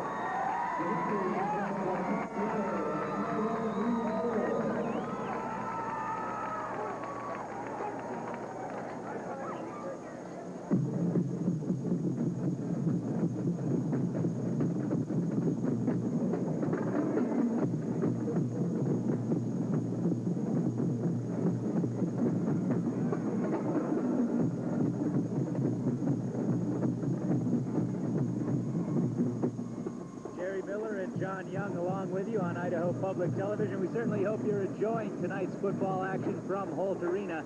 Centennial and Pocatello tied at 14. John Young along with Jerry Miller. And Jerry, one thing that I think has surprised everybody watching this game who's looked into these teams' performances lately is the play of the offensive line for Centennial. Lee Newman wanted to make sure he could establish the run tonight, and they have certainly done that far more effectively than I think Jim Cutter and his defense thought they could. Well, they have done a great job of that, and that has allowed Christensen to not have to throw the football. They've had the big running plays. It's got them 2 scores on the scoreboard. And on the other hand, Stan Hales has had to go to the air and keep the football himself. He's kept Centennial off balance on his own. He's had to do that. The running game hasn't been there for him. Very versatile quarterback. They were aware of that. They've wanted to contain Hales, Centennial's defensive end. They have not been able to do so. And Stan Hales right now has been just about all of the Pocatello offense. You can see us high up here in the press box atop Holt Arena. And we've got a tie football game. We're shortly ready to bring you second half action. We hope you'll stay with us to see who will be the state champion in A1 Division I this year. And the Pocatello Indians are ready to regain the field as their cheerleaders have taken up the big poster board for the traditional grand entrance in front of the home crowd. You know, I think we've been so impressed at how the Indians have come back in the first half that, and we kind of alluded to it, Centennial has done just a super job. The Patriots have really done a good job, and they put 2 touchdowns on the board. I really felt that they had controlled the game with the exception of the very last drive. And Pocatello put together that last drive. They went the length of the field in about 1 minute and 30 seconds, and that has totally changed the complexion of the game. With that exception, for the entire first half, I felt Centennial had control of the football game. And here comes Pocatello. They had a big emotional lift, as Jerry said, just before the half. Stan Hales going around left end for a 4-yard touchdown with 6 seconds left in the half. And the two-point conversion throw to Curtis Hall has tied it at 14. Both teams now back on the sideline. And, Jerry, I think Centennial has played so well on the offensive line, you have to wonder if maybe the break throws them off of that a little bit. It gives Pocatello's defense a chance to regroup and readjust their mental attitude, say, okay, now we know what we're up there against. Let's see now in the second half if we can come out and take it to them and control the game with the way we thought we would as the Pocatello defense from the start. Well, you know, I've seen a lot of football games, and I would never pretend to be a coach and make those kinds of decisions. But I think Lee Newman would make a mistake if he tried to change anything. I think his offense has been successful. I think it's worked, and I think they need to go ahead and do that. I think Pocatello has been fortunate in getting some things to happen. On the other hand, you know, I think back of Centennial getting a drive, 2 15-yard penalties, they still end up in the end zone. And that's an indication of how well their offense is working. They've had 3rd and 18 and 1st and 25 on the same drive on 2 different sets of plays. And they came back from both and got it into the end zone. Their offense, I have to feel, is confident. As you mentioned, the Centennial defense, well, they need to find a way to stop Hales and the Indians.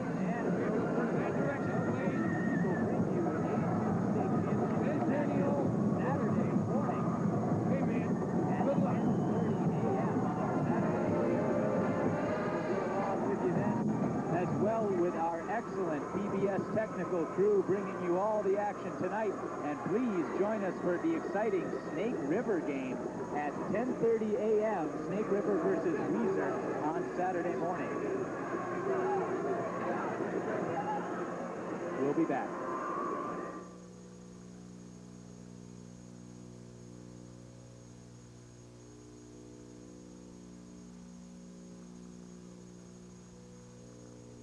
Presentation of the 1990 Milk Bowl, Idaho High School Boys Football Championships on Idaho Public Television is made possible by the United Dairymen of Idaho, proud sponsors of sound nutrition through real dairy products. Additional support is provided by the Friends of 4, 10, and KUID. Your public television dollars bringing you state championship football action, and we are ready for the second half kickoff for Pocatello. A deep, high kick. It's Treadwell from the 6. And he will not make the 20.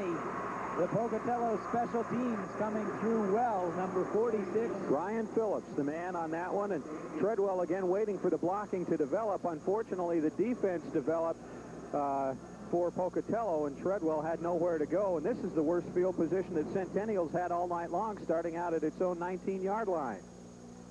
From the start, Pocatello's defense wanted to control the tempo of the game. Thus far, they have not. We're tied at 14. Christensen with 1st and 10 from the 19-yard line. Will pitch. It's D'Amico.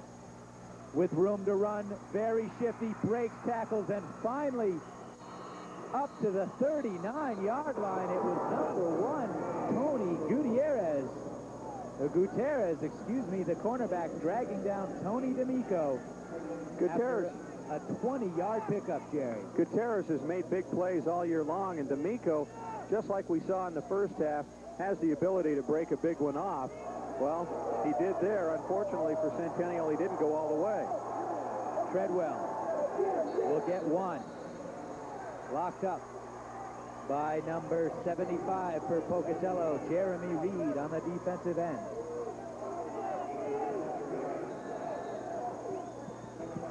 And that'll set up a 2nd and 10, or a 2nd and 9 from the 41. Chris Treadwell, the junior running back, has had a big first half.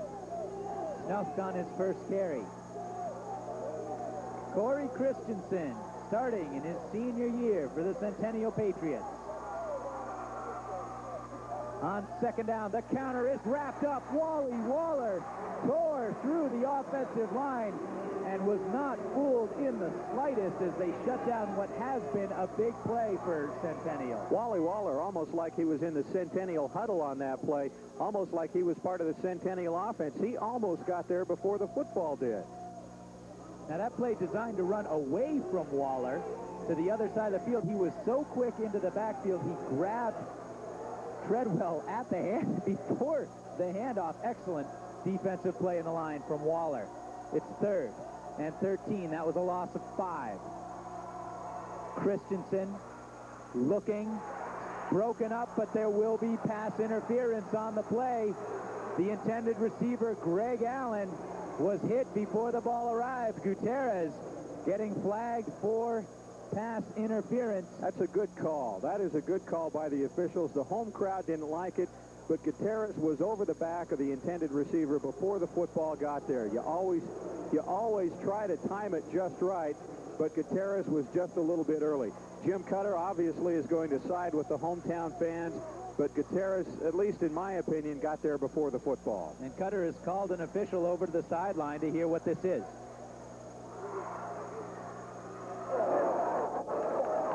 Pass interference, he says. It's first down across the 50. Centennial now on the Pocatello 49-yard line with a fresh first down. Cutter arguing that Gutierrez going for the football. Still, there are certain things you cannot do to go to the football, and go through the back of the receiver is one of them. Christensen will give. It's D'Amico, wrapped up by number 56. Millward, number 55, is the one that got in on that tackle. And he just shot the gap on that. And again, the defense for Pocatello very quick coming off the line of scrimmage. And yet Centennial at midfield looking at 2nd and long. Now we expect them to come up with a big play. They lose a yard. It's 2nd and 11. Just underway here in the second half. 9:31, we're tied at 14. Motion.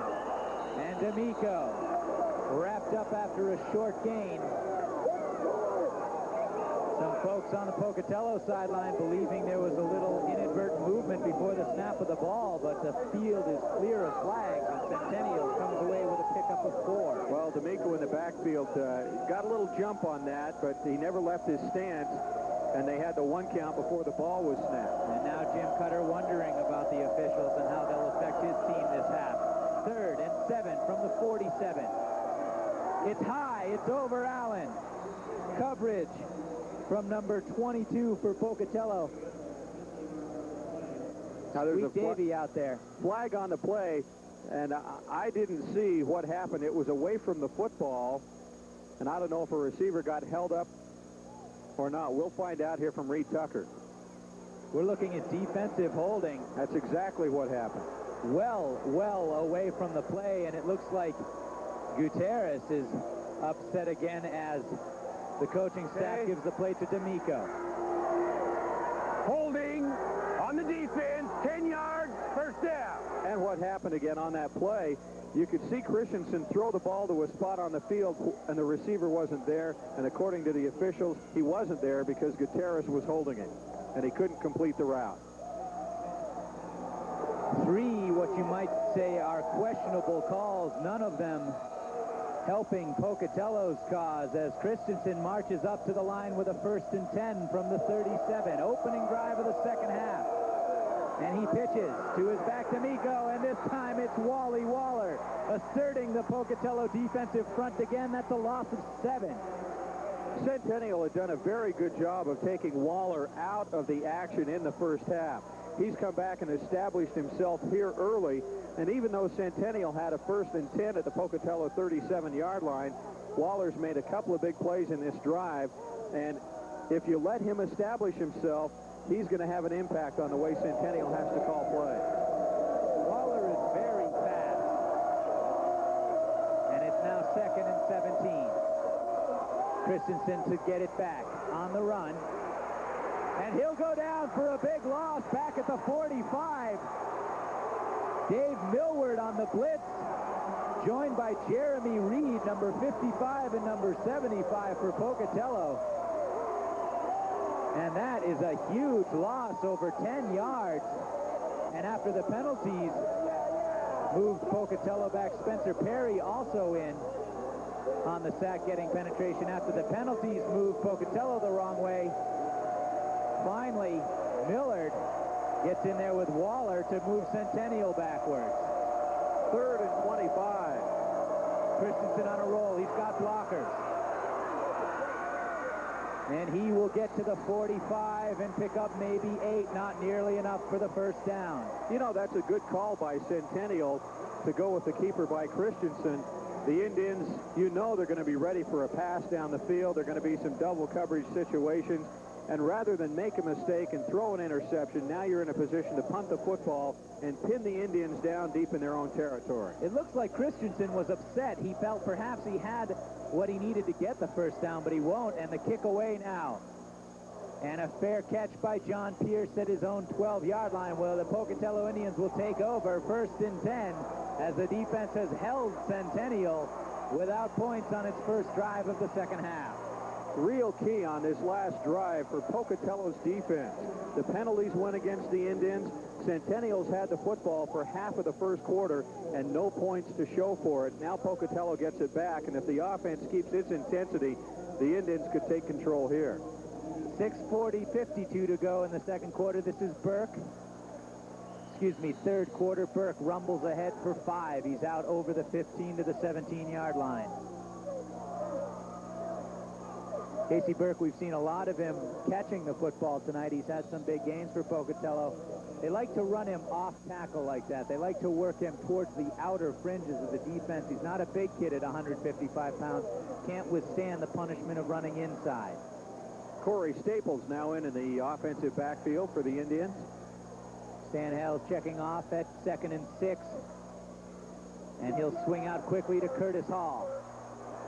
And that's a first down to the 25 for Curtis Hall. And he appears to have been a little shaken up on the play. Not a good sign for Pocatello. Jim Cutter doesn't want to see that from his senior wide receiver, the 150-pounder. And he's up and moving under his own power. Let's see if we can see what happened here. Hall did a great job slipping Geno Washington. Washington had him out here one-on-one, and Hall just sidestepped him to the inside, made a good fake to the outside, got him off balance, and then he got tripped up and brought down, and I think he just got his bell rung, probably. It looked like Butterworth was out there lead blocking, doing a good job on the open field blocking. It's 1st and 10 Pocatello now, 25-yard line. And it's Staples fighting through traffic to get back to the line of scrimmage and not much more.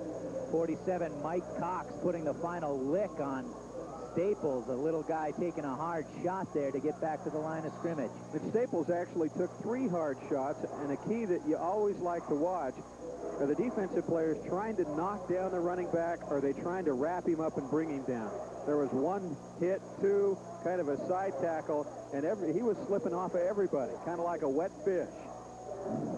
Brad Turpin, number 16, with the final lick. Hales has a man. It's Burke. Across midfield, the flag is down. Burke down to the 38-yard line. Tackled by number 15, Geno Washington for Centennial. Casey Burke did a great job of making a catch there in traffic. The defender coming right over his back, and I'm not sure the penalty won't be against Centennial. That is the call. Interference against Centennial on top of this, and on the replay, I don't know about the interference call. We'll get They'll decline it anyway, I'm sure. Get a signal momentarily. Pass interference on the defense, declined, first down. So really it doesn't come into play because the Indians decline it. Another questionable, as you watch it on the replay, it looked like it was a good, clean effort by the Centennial defender. And what you see there is Longson, number 11, on the replay. He was going for the football. He was risking giving up the big play to try and pick that ball off, and he did indeed miss the football. Burks comes up with a big gain. It's 1st and 10 from the 37. Staples going nowhere. He'll lose a yard. Kind of a missed play. I think the timing a little off for Pocatello on that one. Staples got there almost too fast, and Hales almost failed to get the football to him. Burton and Cox, the two linebackers, in to help punish Staples. He loses 1.5 yards. They're back to the 38-yard line. Stan Hales has not done much this half, but oh, what a first half he had directing the Indians, getting it mostly done on himself. And he will roll and look the other way. He's got Burke with blockers.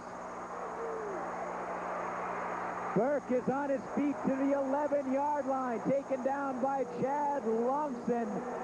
But we've got trouble at midfield. Stan Hales is down, and there's a flag down at midfield as well. Casey Burke showing how to use his blocking. We'll take a look at this play and see what happens. If Hales stays in the picture, he does a good job of selling it and then goes back the other way with the screen. That's a great call, getting the defense going to the left and then coming back the opposite direction. And Burke makes a big play on it, and I think the penalty probably will go against Centennial, and most likely a late hit. We're not able to see it, but I think Burke got nailed after he threw the football, well after, because Jim Cutter came all the way out onto the field. You can see that Stan Hales is on the sideline, number 13. Pocatello will substitute in a quarterback. It will be Brett Davis, number 4, taking the snap. Hales shaken up. They did get roughing the passer against Centennial, and now it's 1st and 10 from the 12 for the Indians. Staples is hit immediately. Mike Cox, number 47, on the stuff. Well, it's not going to take Stan Hales long to get back in the game. He just had to come over and compose himself, and I think Brett Davis is waiting actually to come off. His job's to come in, hand the ball off, and Hales comes back in, and the crowd acknowledges his presence. Giving a little boost to Stan Hales, shaken up 2 plays ago, but getting almost 40 yards on the pickup on the screen pass to Burke, plus the penalty. 2nd and 10 after no gain on the ground. Hales will throw. Got a man in the end zone. Touchdown, Shiloh Butterworth. There's a flag down on the play. I was just about to comment on how well the Pocatello offensive line and running backs did at picking up the blitz coming from Centennial. But now a flag down in the offensive backfield, and we'll have to wait and see. It may come back. Now, whatever Butterworth did in the beginning of that pattern, he sold the defensive back very well to some part of the move, and it is a touchdown. Roughing the passer. Again, roughing the passer against Centennial. As I was saying, Butterworth was open by about 10 steps in the back of the end zone, and Hales saw him breaking and immediately threw the ball to a perfect spot. And now Pocatello wondering what it will have to do to keep Centennial off its quarterback. Stan Hales getting congratulations after taking a couple of hard shots. You can see him all taped up there on the chin. Jim Cutter never wanted to show much emotion, but his quarterback, you can tell, is feeling pretty well right now. On the defense, decline, touchdown. Despite the roughing up, Stan Hales has led Pocatello to a 20-14 lead. So the Indians take their first lead of the game as the penalty is declined. In college, of course, you have the opportunity to maybe assess that on the kickoff or on the point after try, but the Indians will try to kick it again with Curtis Hall, the holder, the snap a little better, and still the kick is no good. That's 3 for Pocatello. They do not want this game to come down to their kicking. Well, we got a lot of time left, and Jim Cutter talking to the young man who snaps the football. That is number 72 for Pocatello. And Spencer Perry. That's right, and Spencer, he says, you got to get that ball right back there. This time Hall had to reach around to his right, not high, but come around almost behind him and grab the ball and bring it back. Our score with 3:10 left in the third quarter. Pocatello moving out on top 20-14, and Chris Treadwell will drop back deep to receive the kickoff from the Indians. Centennial has not seen the third quarter go the way it would have liked. After going out to an early lead, leading by 8, 14-6 in the second quarter, Lee Newman's defense giving up the long drive before halftime, allowing Pocatello to tie it. And now with the kickoff, Pocatello leading 20-14. Treadwell drops the ball. Now he has room. And wrapped up at the 31. That looked like it could have been more. Number 28 on the stick, Mike Watson, coming down to keep Treadwell from getting any more than 30-some yards on the return, about a 27-yard return. And sometimes those bobbled balls are dangerous. They throw off the coverage just enough that a shifty guy like Treadwell can make it happen. Hey, Treadwell takes a wounded turkey and turns it into a Thanksgiving dinner on that one. Out to the 32, 1st and 10. Christensen will throw, trying to come back 6. He's got Allen at the 40. Taken down there by number 21, John Pearson, number 54. Grant Harlan from the linebacker spot. Greg Allen, the senior, one of the quicker receivers on this corps, and has had several fine catches tonight. Centennial going to the air on 1st and 10. The Patriots have to make sure that penalties don't kill them on this drive. It certainly hurt them on the last drive. Actually, it was the offensive breakdown not protecting Christensen last time. Here the draw, and Deathman taken down by number 55 and number 22. Dave Millward, was the first man to get there. And then Sterling Squeak Davey. That Indian scoring drive, 6 plays, 87 yards, but 342 on 6 plays. That's very good usage of the clock if you were trying to eat time up. Another look at that draw play. There's Waller with a near miss, and then Davey comes in and Millward to wrap them up at 3rd and 2 from the 40. Christensen has time to throw, and he's got a man, number 47. That's Mike Cox, who started this game as a linebacker and has come into the offense now as perhaps a tight end. And he came across the field at the 50, at the 48-yard line, and caught the Christensen bullet. Christensen doing a great job here, just a short roll and throwing on the run. Cox wide open. He puts the ball right where it needs to be. Pierce up to make the stop. They needed 2, they got 8, and Cox now on the sideline taking a breather. Even the Pocatello cheerleaders wondering what was that guy doing in the offense. 1:14 left to go in the 3rd quarter. Centennial down for the first time tonight, 20-14. And driving from the 47 with a 1st and 10. Allen out far to the right in the near part of your picture. Christensen will hand it to Miko on the draw, and he's got 6 yards up the gut over midfield, tackled by number 75, Jeremy Reed. Wally Waller again had a good shot at D'Amico, and Waller not able to get him wrapped up in his arms. It looked to me like he's going to pull him down at the line of scrimmage. D'Amico showing he may be what they need on the draw play right now with a little more shiftiness. Waller has a shot at him, and it's finally Reed coming off the defensive end spot to finish him off. Pocatello's defensive line doing a better job getting a hold of the Centennial running backs. 2nd and 5.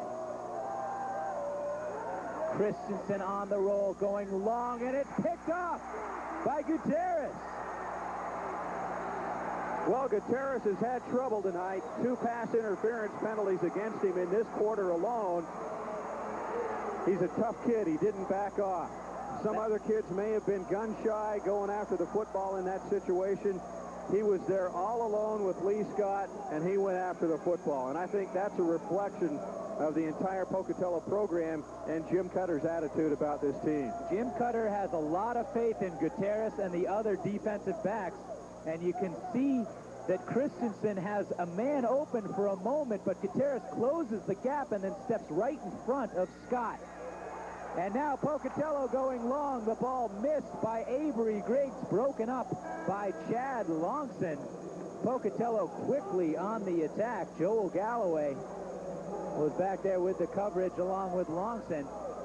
And that is the end of quarter number 4. Pocatello leads Centennial 20-3, Quarter number 3, Pocatello leading 20-14. Well, a big quarter for Pocatello. The Indians coming back to tie the game at 14 with 6 seconds left in the first half. And then they came out, and Pocatello's defense has definitely taken control of the football game in the third quarter, as well as the Indian offense being able to score the only time it got the football. And you have to say that Pocatello has now got a hold of the football game by the throat, and it's up to Centennial to fight its way back into it. The Patriots down by 6, and it'll be interesting. The missed extra point, we've seen 3 of them tonight by the Indians. That could be a big key here if Pocatello isn't able to score again.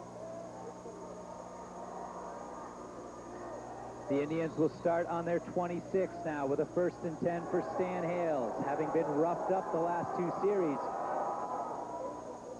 And he will throw on 1st down, back the other way. It's Van Sickle to the 38. And he runs away from some of the coverage and picks up 14 yards on the little swing. Same play we saw before in the last drive when Hales rolled to his right and then came back to Casey Burke. This time he rolls left and comes back to Van Sickle coming out of the fullback spot, and Van Sickle just barely slipped the tackle and turned it into a big play.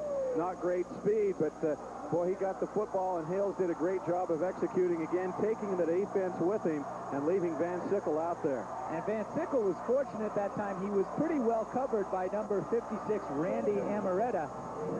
And Amorbieta, had he been looking at the football, could have picked that screen pass off. Instead, it's a big game for Pocatello, their 1st and 10 from the 38. To Butterworth at the sideline. He takes a shot from Galloway and goes out of bounds after picking up 9. That is a big-time catch by the sophomore right there. Double covered, number 49 and number 22. They had him. He knew he was going to get hit. The football thrown high. He had to extend himself to catch the ball and still hung on to it, even though he took the hard shot. Matt Jarvis with the short coverage. Joel Galloway came along, number 22, and applied the finishing blow, but Butterworth hangs on for Jim Cutter, who now looks at 2nd and 2. And to give up the middle, wrapped up before midfield. Van Sickle carried on that, and a very nice tackle. I'm not sure exactly who got it. I think it was number 70, Isaac Naylor for Centennial, who was actually fought his way from underneath some blockers to make that stop. They're going to say that Van Sickle did not pick up the 1st down. Now they'll bring out the chains to measure it. Van Sickle going for a little extra effort to try and wiggle forward. He's within inches of another Pocatello 1st down, the ball just over the 48-yard line. Some of the Pocatello reserves looking on, and it's a 1st down for the Indians.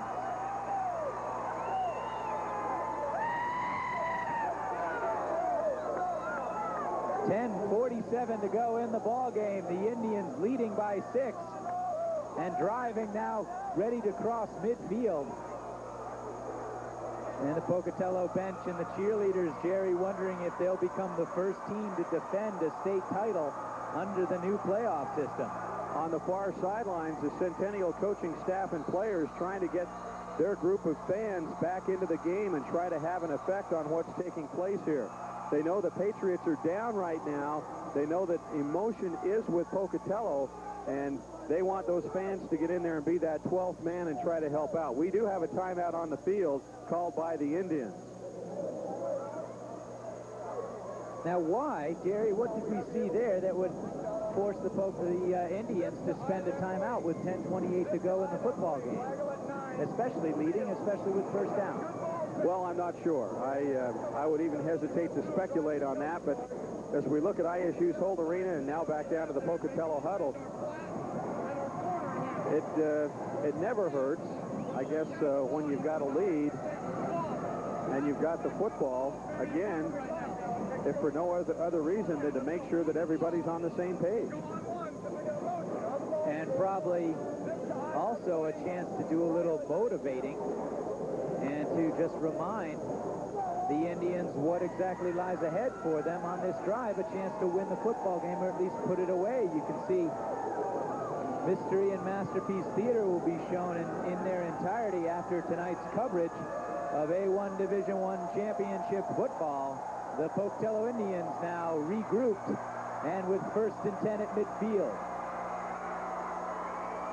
Hales will roll. He's got pressure from Batista. He throws over the middle to Curtis Hall, who gets wrapped up by the linebackers Cox and Burton. After picking up the 1st down and a little bit more, he's over the 40. And we've got another 2 flags thrown on the play, one very, very late. I believe number 54 for Centennial is going to get nailed again for hitting Stan Hales late, well after this play was completed. Hales is such an excellent runner and does such a good job throwing off the run that he really can wait for things to open up and give his receivers like Hall time to get open. On the defense, illegal forward pass. On the offense, offset, repeat the down. Aha. Hales ran a little too well. He was over the line of scrimmage when he let that one go to Hall. Well, it's interesting. That was the 2nd flag. That was the late one that came in after the line judge determined that Hales had indeed gone past the line of scrimmage when he let go of the football. Because Kyle Battisti beside himself after the play thinking, oh no, what have I done? And then as the players were all walking away, the 2nd flag was dropped and it had been determined Hales had gone too far. Well, we just do it over again. The only thing that's different is that some time's run off the clock, and with just over 10-10 left to go, the Indians still have a 1st and 10. Stan Hales marches up behind his center. Ryan Fleischman snapping the ball tonight. Quick drop, now Hales takes off. And tough to bring down, it's finally Charlie Burton, number 38, who can get Hales to the turf, but not until he picks up 6 yards and moves the ball across midfield to the Centennial 45. Straight quarterback draw all the way on this. Hales gives a little look to the outside to freeze that cornerback out there, and just in case he needs a little extra time and can get to the outside. And Burton met Hales about 4 yards downfield there, and then his own pursuit came up and kind of knocked Burton off the running back, or off the quarterback. Now Hales will run again. And he shakes loose down to the 40. That'll be enough for a 1st down where his forward progress stops. Randy Amarabadia, the one that comes in and makes that stop.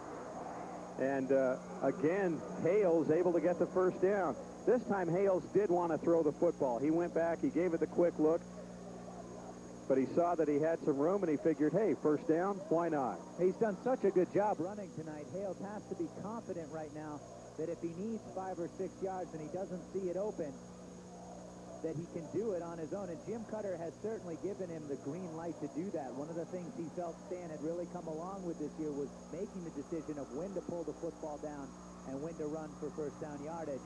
And Hales has got 1st and 10 from the 45. This is Staples.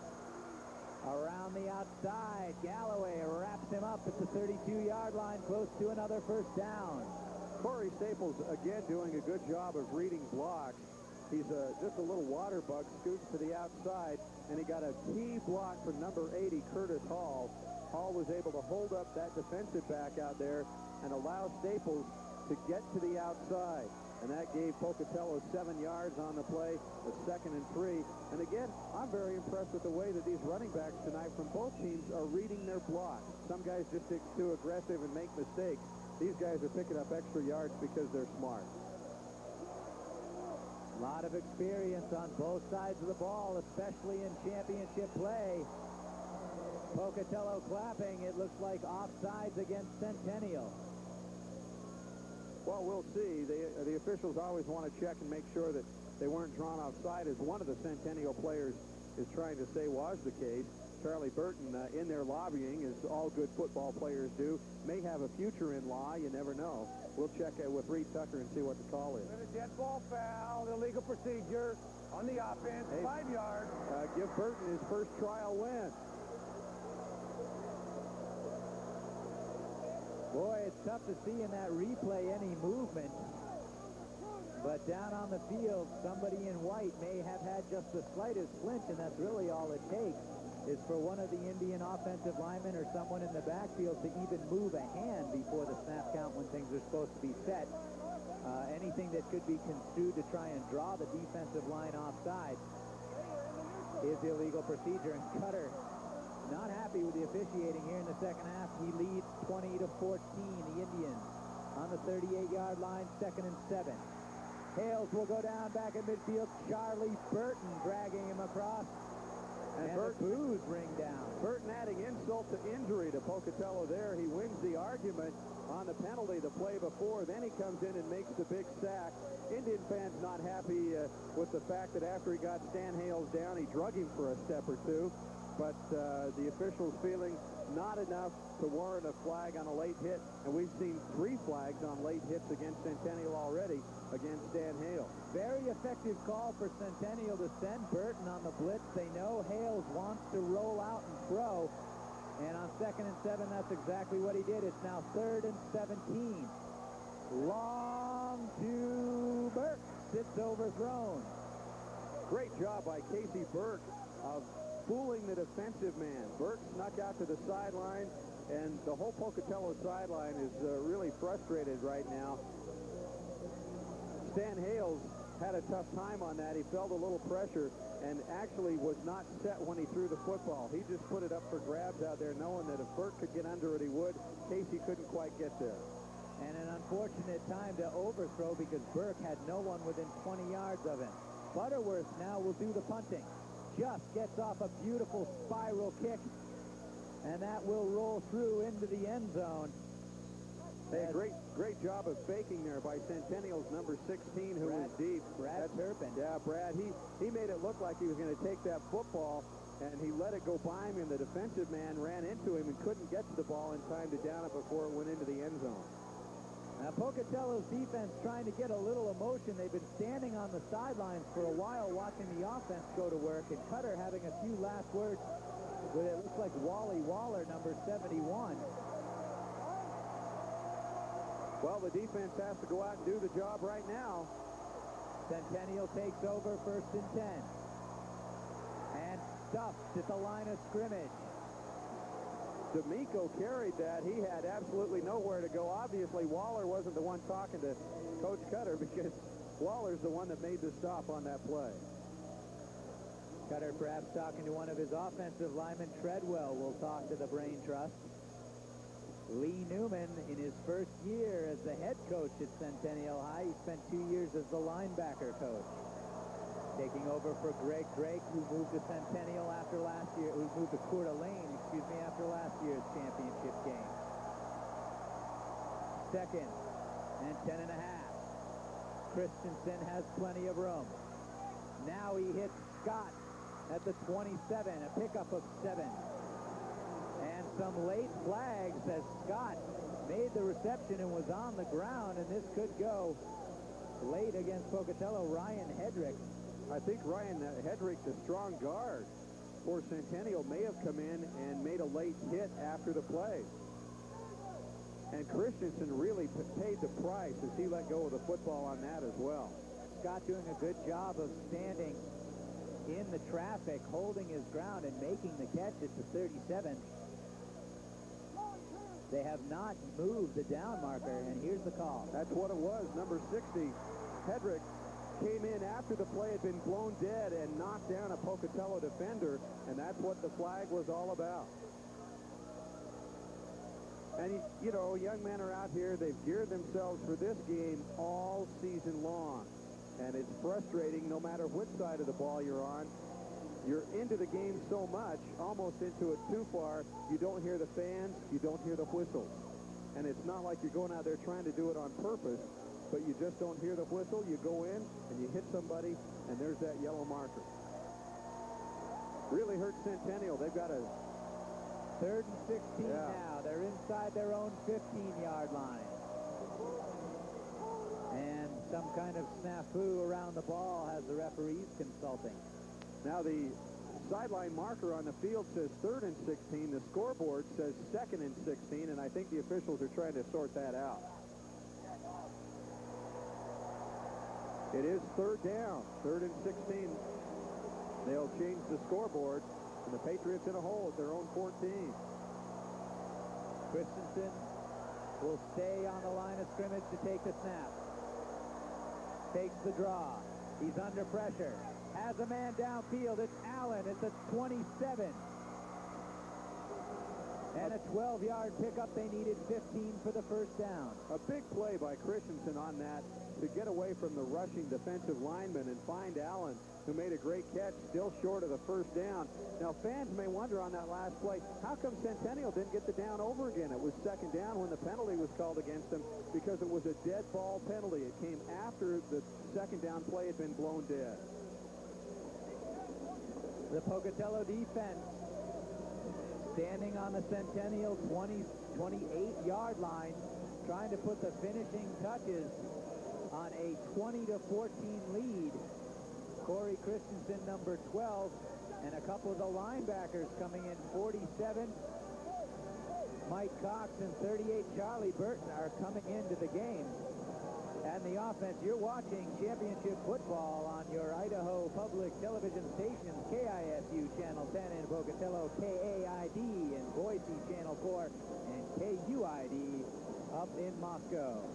We do want to mention in the game played earlier tonight, the Idaho Falls Tigers defeated Burley for the A1 Division II state title.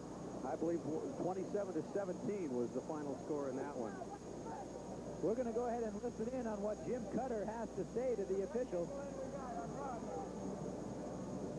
Well, maybe we won't. 6:33 left to go. Time definitely on the side of the Pocatello Indians right now. Centennial has to go for it. 4th and 2 deep in their own territory.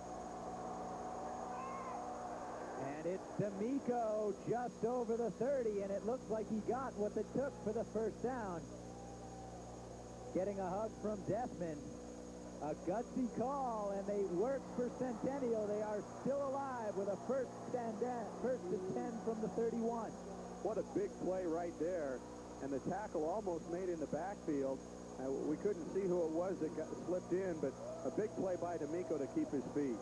Patriots wasting no time getting back to the line of scrimmage. You can see 47, Mike Cox in at the tight end. Short drop.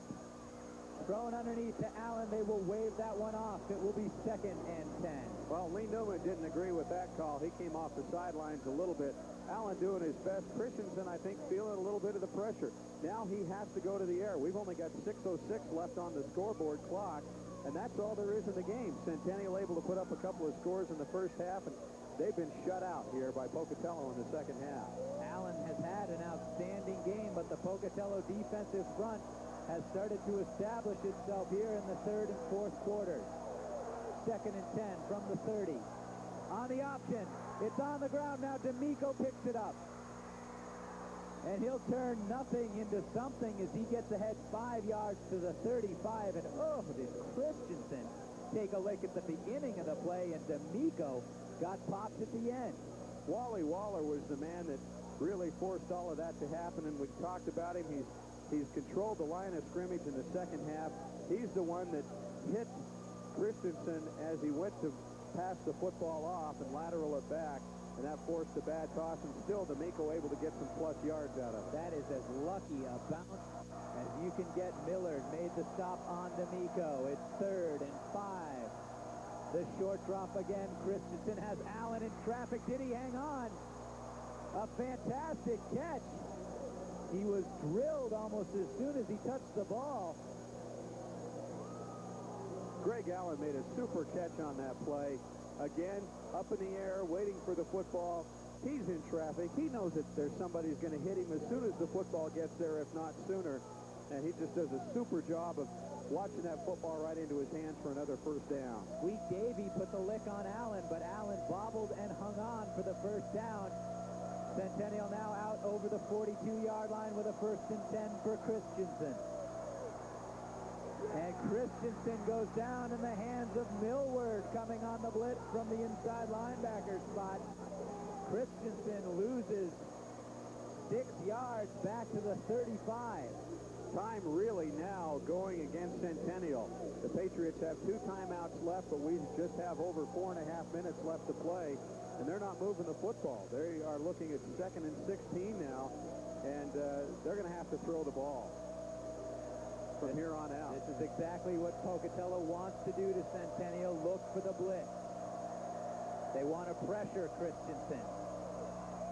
And he throws. He's got Allen again. Short gain out to the 42. It will be 3rd and 10.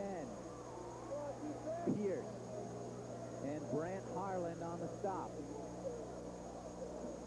Pocatello leads 20-14. Greg Allen has been all the offense for Centennial in this drive with just under 4 minutes to go in the football game. Centennial trying to make it past midfield and then on into the end zone. The Pocatello defense getting it done from the 43. This is wide to D'Amico. He wants to throw. Now he's going to tuck it down and knocked out of bounds at the line of scrimmage. Call it 1. Squeak Davey over there with a lick on him, as well as Jeremy Reed. The only plus that came out of that play was the fact that the Patriots were able to get out of bounds and stop the clock. We'll be bringing you A2 state championship football coverage Saturday morning at 10:30 a.m. on public television. That's 9:30 a.m. in the Pacific time zone. Snake River versus Weiser. And on 4th and 7, the fake punt for Centennial. It's Turpin. Stop short at midfield. Well, the and ball, a scramble for the ball. The ball was fumbled. It really doesn't matter who recovers unless Pocatello recovers and then fumbles the ball back to Centennial. That didn't happen. The Indians will take over on downs at midfield. And if Stan Hales can just come out and do his job, Pocatello is going to have back-to-back championships with just 3:19 to go. The Indians lead it 20-14. They needed 8. They got 6. Dave Millward recovered the fumble for Pocatello. Spencer Perry was down for a moment, but the Pocatello Indians are nearing victory, and the crowd is cheering on the offense as they take over just over the 50-yard line with 1st and 10. 2:58 to go in the game, and it's Burke with a ripped shirt. And he could go all the way. A big block downfield from Butterworth. Knocked out of bounds at the 8-yard line. Casey Burke. Centennial's free safety, or cornerback Gino Washington, the man who knocked Burke out of bounds at the 8. I'm surprised they haven't told him he needs to fix his jersey. What a time for a big play. Stan Hales, a little simple handoff. Burke slips the tackle in the offensive backfield, and then it's just him and his blockers the rest of the way. Look, it's a block by Butterworth. A great block from Butterworth. Curtis Hall was out there to slow some people down, and Burke just gets inside the 10, and the Indians can wrap it up if they get it in the end zone here, barring a miracle. 1st and goal. Staples to the 3. A pickup of 4 for Corey Staples, getting a lot of playing time, rotating in with Burke at the tailback slot. One real key in the game in the second half is that Pocatello has taken Treadwell out of the Centennial offense. We haven't heard from him since he took the opening kickoff. This is Staples again. Close to the goal line, no signal. 2:10 left and counting. Staples just short of the goal line. And Jim Cutter is standing in control of the football game now with his team knocking on the door. The Pocatello Indian offense has marched from midfield to the half-yard line in 3 plays. And the home crowd cheering for the touchdown to put it away on 3rd and goal. Staples, touchdown.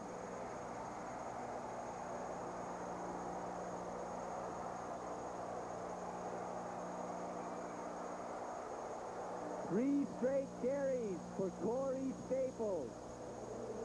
And he has given the Indians a 26-14 lead. Good blocking up front, the lead block. Springing Staples through the side and in for the touchdown. Pocatello has missed 2 extra points already tonight. And the Centennial defense can only wonder what happened to them in the second half. Indians for 2. Hale will hit his man. Avery Griggs takes a shot in the end zone, but has 2, and the Indians have doubled the score. Avery Griggs on the 2-point conversion. 205-pound senior, and it's now 28-14. The Indians in control on their home field at Holt Arena, leading the Patriots by 14. You're watching championship football on Idaho Public Television.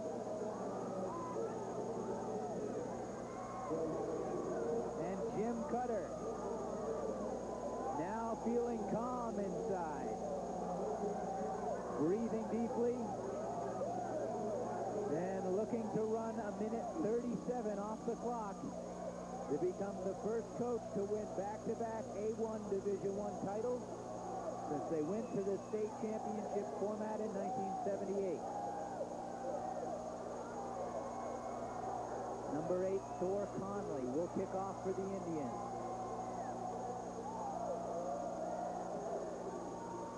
The low squib fielded by Cox. Cuts his way back to the 37 and taken down there.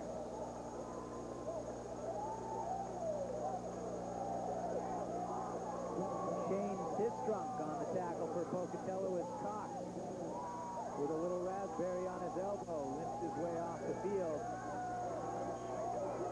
And the crowd starting for the exit, feeling that this game is wrapped up, but the Royal Ones will stay for the celebration, sure to follow. As Centennial has a minute and 14 seconds to make up 14 points. Christensen swings out to Allen, who loses the ball. Perhaps anticipating the hit from number 22, Sweet Davy.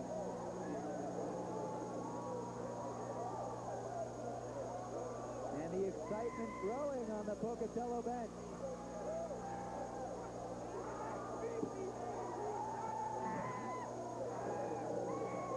They're talking repeat in Pocatello. That man, Jim Cutter, has led his Indians to a 10-1 record this year. The only loss to Idaho Falls in late season. Christensen over the middle to D'Amico. And D'Amico finally knocked down at the 43-yard line of Pocatello's Sweet Davy, part of the tackling contingent. Also in on the stop, number 20, Josh Naylor. D'Amico has been effective tonight in a big game there.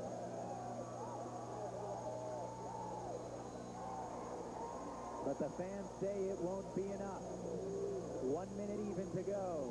Jerry Miller on his way downfield for interviews with the coaches immediately following the game. Stay tuned for the post-game celebration.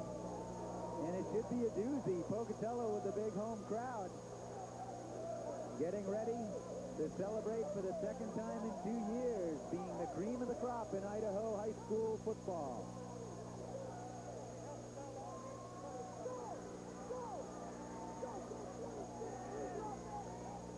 Cutter will take a poke of water. Man who shows very little emotion on the sidelines.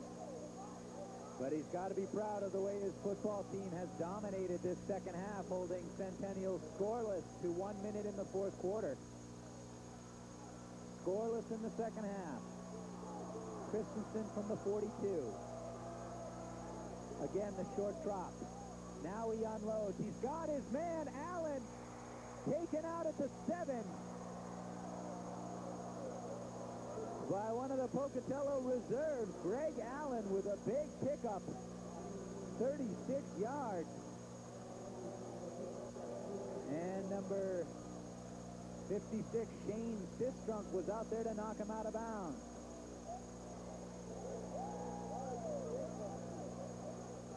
And now Pocatello has taken a timeout. 52 seconds remain in the game. Pocatello leads 28-14. Beautiful, beautiful throwing motion from Christensen. Has Allen open. Watches the ball in, and then Sistrunk is there to wrap him up and take him out of bounds.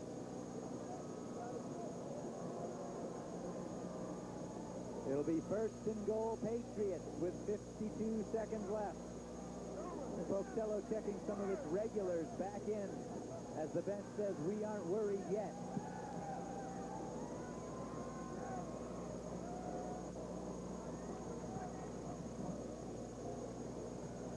We certainly hope you've enjoyed public television coverage of the Division I A1 championship football game. You're looking at the Pocatello Indian defense. And be sure to join us again for more great championship football action Saturday morning at 10:30 a.m. 9:30 Pacific time. We'll bring you the A2 championship game right here on your Pocatello or on your local public television station.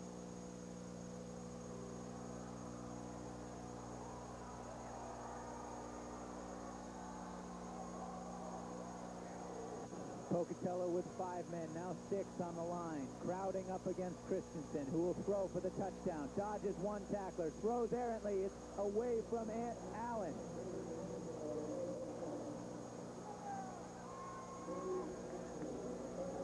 Gabe McMaster back there with Allen. But it was really number 72, Spencer Perry, who started the game in the offensive line at guard, who got through the line and pressured Christensen. It's now second and goal. Time ticking ever so slowly off the clock if you're a Pocatello fan. Christensen will try and get one more score. The pitch to Treadwell. He's going nowhere, wrapped up at the 9. Jeremy Reed, the first man to get a hold of him.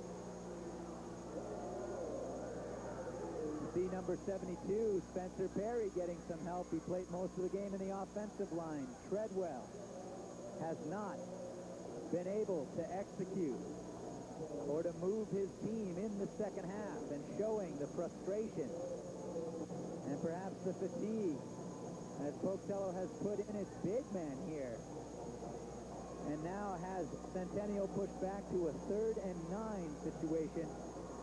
3rd and goal from the 9.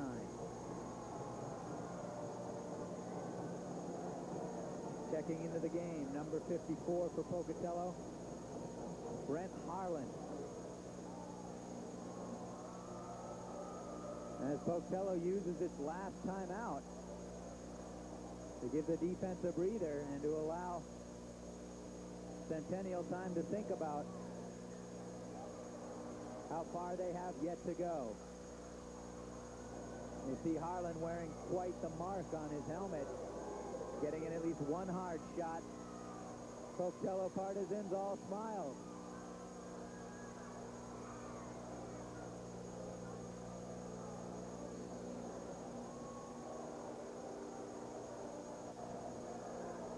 With 44 seconds on 3rd and goal. Christensen underthrows his man, Allen, at the goal line. Covered there by Gabe McMaster. 2 timeouts left. Greg Allen, the intended receiver. It's now 4th and goal for the Patriots. And Allen would dearly love to get one last touchdown catch in his high school career. And a whistle stops things on the field. There's a flag.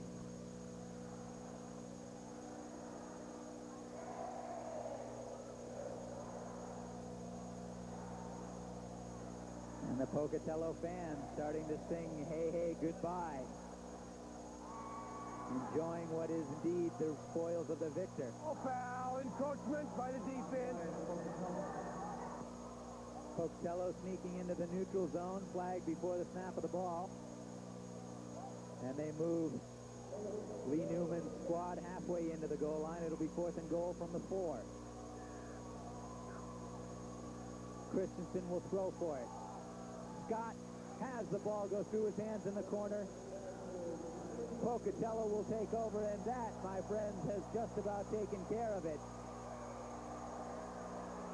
Josh Naylor back with the coverage. 34 seconds left. The Indians will take over inside their own 10-yard line, but leading by a pair of touchdowns. Stay with us right after the game. We will go down the field for interviews.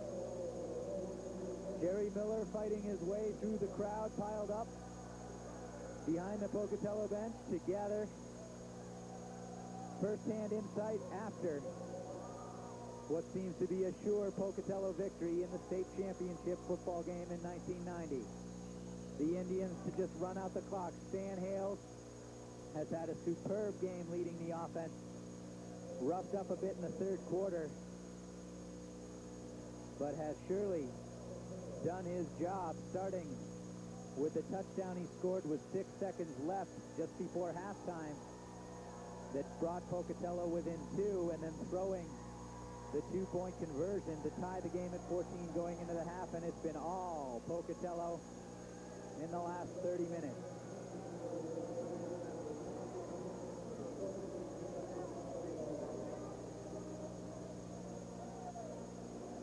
You see the Centennial players getting ready for this game, taking some of their award stickers and forming T's on the back of their helmets to give them a sense of direction.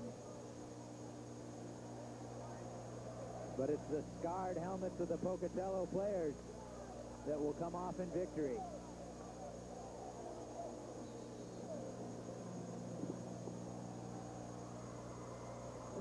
.28 seconds left, one timeout for Centennial. Stan Hales will squat on the ball. Back near his own goal line, some pushing and shoving going on. And with 19 seconds left, it does not appear Centennial will use its last timeout. And the crowd will count down the final 10 seconds to a Pocatello State Division I A1 championship. The Pocatello Indians are state champions in 1990.